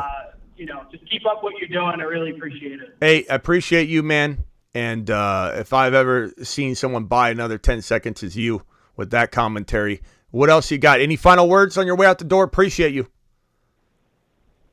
It might be a hot take, but the longer the off season's going, I'm getting really hot on Lamar and JK. I know the last time I was on the show, we were talking about Lamar even having a contract with Baltimore, but I think pairing those two in the draft with as late as they go, you can kind of tie their production together, and I'm expecting Baltimore to be a really good 11-12 win team with a solid offense. I think by tying both of them, you get a ton of touchdown upside, and health warranting. I think Lamar and JK can both be top 12 at their position. I don't hate the take because it depends on where Lamar climbs. I like J.K. Dobbins a lot. Ron, are we looking? Short answer, Ron, because I'm coming back to you. Are we looking at what 6th round ADP for J.K. roughly, or is it right around what? I go to Ron because he's got the elephant memory. Yeah, he's right before where Swift. He's in that tier right before Swift and them go. Ron, do you mind if we have an elephant sound? Like 5th round. Are you going to take? Like a 5th or... Okay. Are you going to take offense to an elephant sound whenever we need to turn to you for something? Because it's not about elephant. I don't want you to take it the wrong way. It's an elephant's mind. Is that okay? That's fine, I guess. The elephants are smart. He's like, I don't know. He's got to think about that one. He's like, oh, don't tie me to an elephant. Look, you've got the mind of an elephant, and that's a good thing. Okay, so looks like 5th or 6th round. I really like the idea of JK if he fell to round 6. I think that's a really good gamble for a RB when you're talking about that Swift, Kamara, J.K., Pacheco. Those are all players right in the same wheelhouse, the same bucket. And J.K., for the first time in a couple of years, I'm pretty excited about what's in store for him because he's always been ultra talented. But like Kadarius Toney, I would say they're very much the same. We don't know that they can stay healthy, but if they could, they're both like out of this world talent. You know, they're definitely unique individuals. RB1. But the problem with your Lamar take, though, and I'm not saying you're wrong. We're all entitled to our own opinions. He's climbing ahead of Burrow, and in some cases ahead of Fields, and for that reason, I'm out. You know, because I can give Burrow in 4, sometimes 5.1 on Underdog Fantasy, promo code Smitty. If I can get Burrow at 5.1, 5.2, 5.3, 4.10, 4.11, and I've got to take Lamar at the end of round 3 as my third drafted player, I'm not saying he can't be the number 3 quarterback. I just think that, you know, you've also got the PCL injury, which he, in my opinion, will not be fully recovered from, may never be fully recovered from that because it was a borderline grade 3 tear, which means you have to have surgery because it's useless or torn in half. And he was on the verge of needing surgery, and that doesn't just tighten up. It's not like a fishing rod where you can just reel it back into tightness. It's like that thing's been stretched out. I'm sure it heals a little bit, but there's some concern there with the PCL. I really like Lamar Jackson more than I did, but the fact that he's climbing ahead of Fields and Burrow, guys I actually like higher, and T-Law I quietly like higher than Lamar, especially because I can get him a little bit later. So I'm going to say negative on the T-Law, but I like the thinking. Stick to your guns. Don't let even me tell you who you shouldn't go after, Nico, because guess what? I'm wrong all the time. No, I think it's fair. I mean, I had Burrow and Hurts last year. There was a whole debacle over that. You know, I was able to trade Burrow for Kelsey, I think it was. You know, but I would not take Lamar over Burrow. But, you know, we have a whole 3-4 months until drafting starts. And we'll have to see where the ADP falls. Agreed. I prefer Lamar a little more than Fields, but not more than Burrow. Yeah. T-Law is like a. Well, the thing that's my final take. The problem, yeah, and I appreciate you. And I'm going to hang up now and just listen to the answer because I got to start rolling people off. Nico, you're the man. Call in tonight, pal. I need you on the phone line. Yeah. We need you here as a regular, so keep calling in, pal. Okay. I would say the only thing that you're going to run into problem-wise, and a good problem, is that you're going to see Burrow there whenever you're ready to select. Like Lamar's going to be gone, which is great news in my opinion. Super chat's real quick here. Can we not call A-Train A-Train? Or we can't. Can we not because of Anthony Thomas? Look, most people watching right now don't know who A-Train is. They just don't. Like you gotta have played for like 15 years or 20 years in fantasy, which I would say some people here have for sure. But A-Train, nobody remembers A-Train to a significant degree. And Gibby, we kind of want to take away Antonio Gibson's nickname Gibby and hand it to Jahmyr Gibbs, and Gibby's still in the NFL, so we can strip A-Train's nickname away. But because A-Chain, is exactly almost the same, like I don't know that we're going to convert it to A-Train. I don't know. Do what you want. We'll see if it catches on. The Patrick, appreciate your super chat. You've been dropping missiles all show long. Let's see here. Smitty, I got Goff in the 48-team league top 12. He's kind of that, like, not crafty, but, like, could get it done. I mean, absolutely capable of top 12. Do I like Jordan Love better, who's probably more risky? A little bit, but that's just my preference. But Goff's really steady, bro. And you know what? I love the Lions so much this year. And I love Jahmyr Gibbs so much this year. I love Jameson when he comes back. I love St. Brown. Sometimes I ask myself, what in the hell am I saying? When I doubt Goff a little bit. Like, Goff's in the best position he could possibly be in. So you know what? No, Goff's fine. Top 8 quarterback numbers is certainly possible for him. 8 to 12. And it's just because the QB pool's so deep. Could he do better than Aaron Rodgers? Absolutely. Like, I don't know that I would draft him thinking that, but, like, being objective and inward looking, how could Goff fail? How can he fail? This team could maybe win the division. The Bears and the Lions are just going to be in this dogfight that I predict, and I've been predicting for months, will come down to like a tie or a tiebreaker or the final week, like the final game, the final moments of who wins this division and who is going to get the other wild cards, one of the 3 wild card spots. But I love Chicago and Detroit, just surprising everybody and being NFC monsters, just in the making. Paul with a super chat here. Thank you for a great show. Tony won't break the top 50. Paul, he's not for everybody. Not everybody's going to like him, and that's okay. We need enough doubters and enough believers to make it a risk worth taking. So we appreciate your service in that. Will be missing most night streams between 8 and 9. Have missed any Moon Man League news tonight. You did watch the show over again. Listen in your ear when you go to sleep so I can put you to bed. Nice whisper, nice, sweet nothings in your ear as I tuck you in at night as you watch the replay of Kadarius Toney being crowned a Moon Man. Overcome is my guy. He dropped a $4 super chat, $4.99, but he's getting a $10 hauler. Moon Man shot because he's been here from the beginning, and I love Overcome. He's my dude.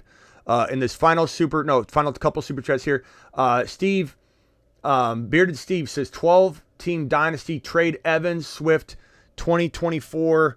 Let's see, 12-team dynasty trade Evans Swift 2024 second for Tyreek Madison 24 first rounder. Swift is my flex bye week. 12-team dynasty trade Evans Swift 2024 second. Evan Swift for Tyreek Madison. Give me Tyreek Madison all day long. All day long. It took me a minute because I was getting a call and I was looking at that. All day long. All day long. I like Swift, bro, but at a certain risk level. And you're getting Tyreek.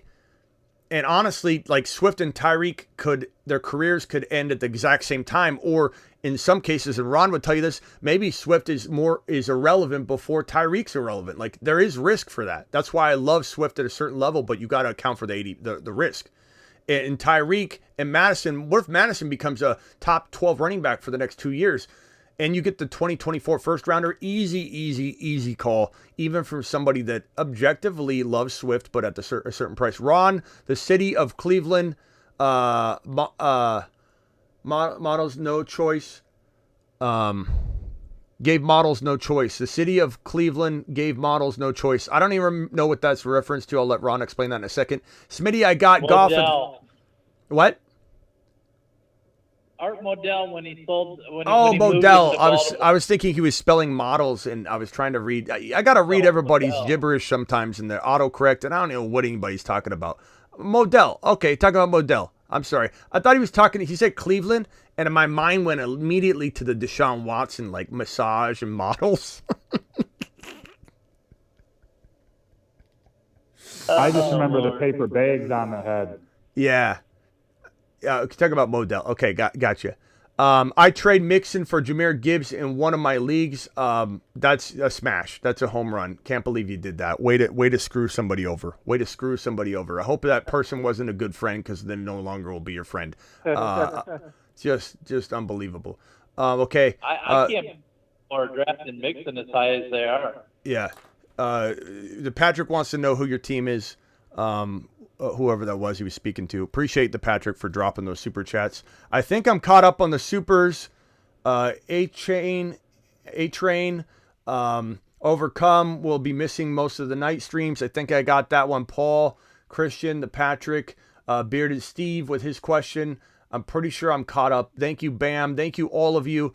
God, I wish I could thank everybody tonight. Collusion, Axe, Edward, B-Men, Justin with a $20 hauler, the Patrick with a $2, Bearded, $10, Jacob with a $20, Patrick, Christian Silva, Steven with a $10, Steven with the $2, Sick Nasty, Denny with the $20 hauler. Then I hung up on him. The Patrick, Guillermo, Bam with the $20 hauler. All the gifted memberships. Ron with the $20 hauler.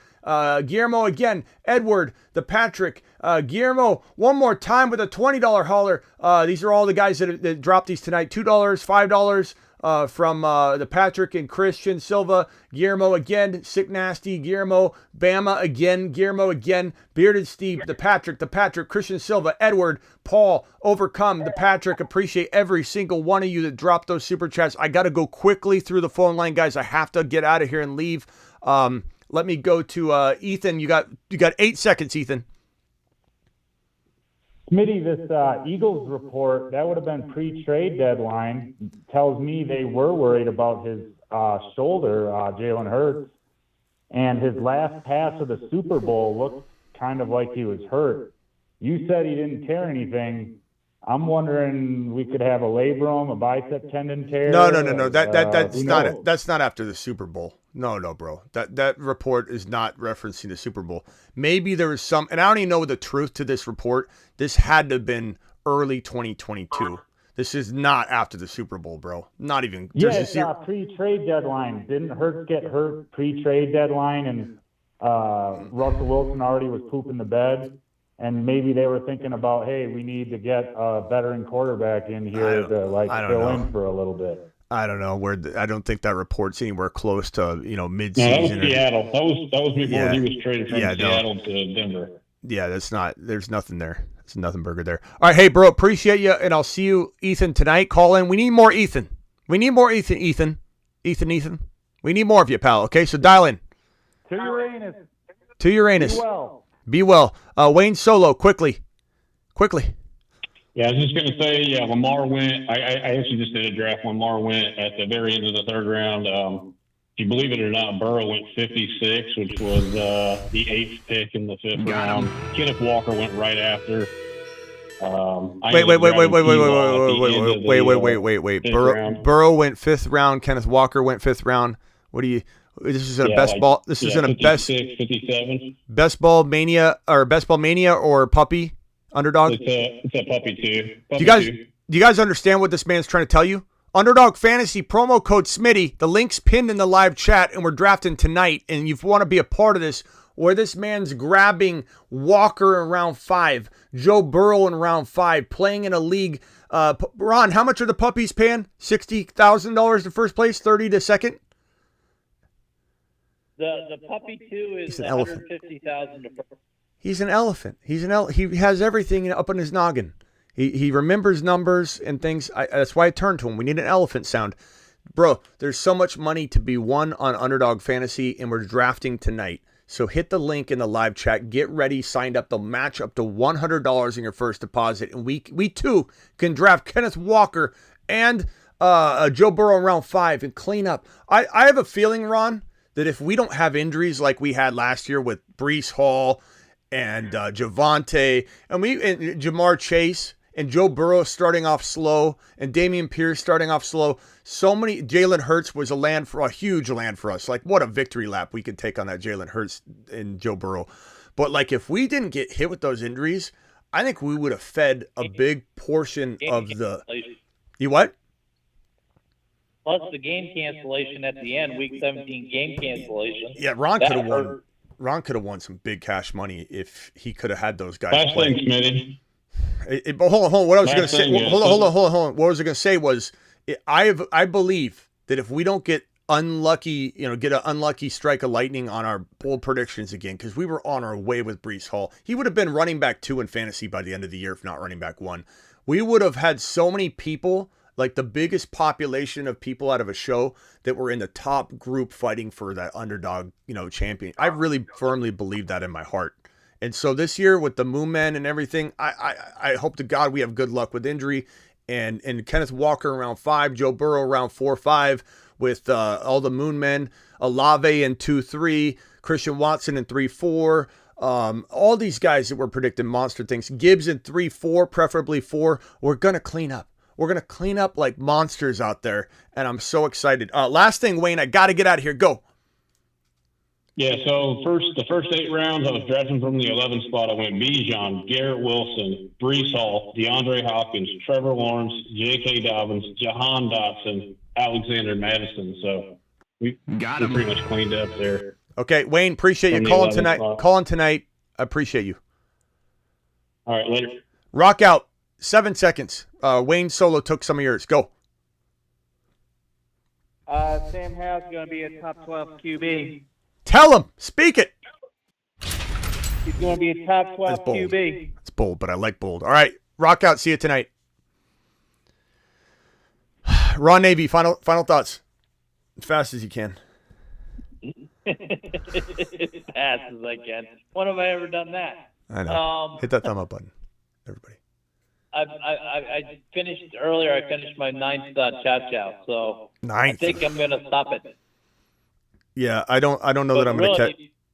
If you can get into the chow chow, those odds are phenomenal. I mean, only 5,000, a little over 5,000 people. The top 2 teams from round 1 go to round 2, and the top 2 teams from round 2 go to round 3, and the top 2 teams from round 3 go to the finals. And your first round, you're going against 11 other guys. The second round is 8, and the third round is only 8 people. So the odds are if you try to get in there, try to get one team, $50 team. Yeah. The odds are forever in your awesome favor. to- Can I wish it was a chow chow, but this was a puppy too. But look at this team. Or this is a poodle too. Bijan, Jahmyr Gibbs, Kenneth Walker, Chris Olave, Drake London, Darren Waller, and I'm on deck to get Anthony Richardson or Aaron Rodgers or whoever I want at quarterback in that territory. T-Law's gone, but Bijan, Gibbs, and Walker, and I'm going to get Charbonnet, Chris Olave, Drake London, Dotson, and Waller. I'm so ecstatic about this start. I feel like I'm gonna go walk to the bank. I'll see you later. Ron, end the show. I'm gonna go to the bank off of this team right here.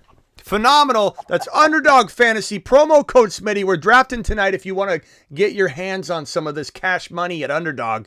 Boy, we're doing it tonight live. Midnight to 12:30 Eastern. I'll see you all later. I got to go, Ron. Appreciate you. Oh, hey, Smitty, one more thing. Did you get the They sent me a thing. You know the thing for the pick'ems. They sent me a survey asking, do I want like the 0.5 or do I want like the 100 times? And I answered the 0.5, and they said it'll show up at before game 2 of the NBA Finals. Okay. So I don't know if you got that. I might have dismissed it. I might have dismissed it just because I was trying to swipe. It was earlier today. Hopefully I can still find it. Okay. Ron, appreciate you. See you all tonight. We're drafting tonight. Later. Underdog Fantasy, promo code Smitty. Ron, thanks for all that you do. Appreciate you. I'll see you tonight. Later. Ron Navy, everybody. Ron Navy. He's Ron the Don. Him and I argue like crazy, but I always respect the man. Here it is. Ron the Don. Ladies and gentlemen, I give you Ron the Don.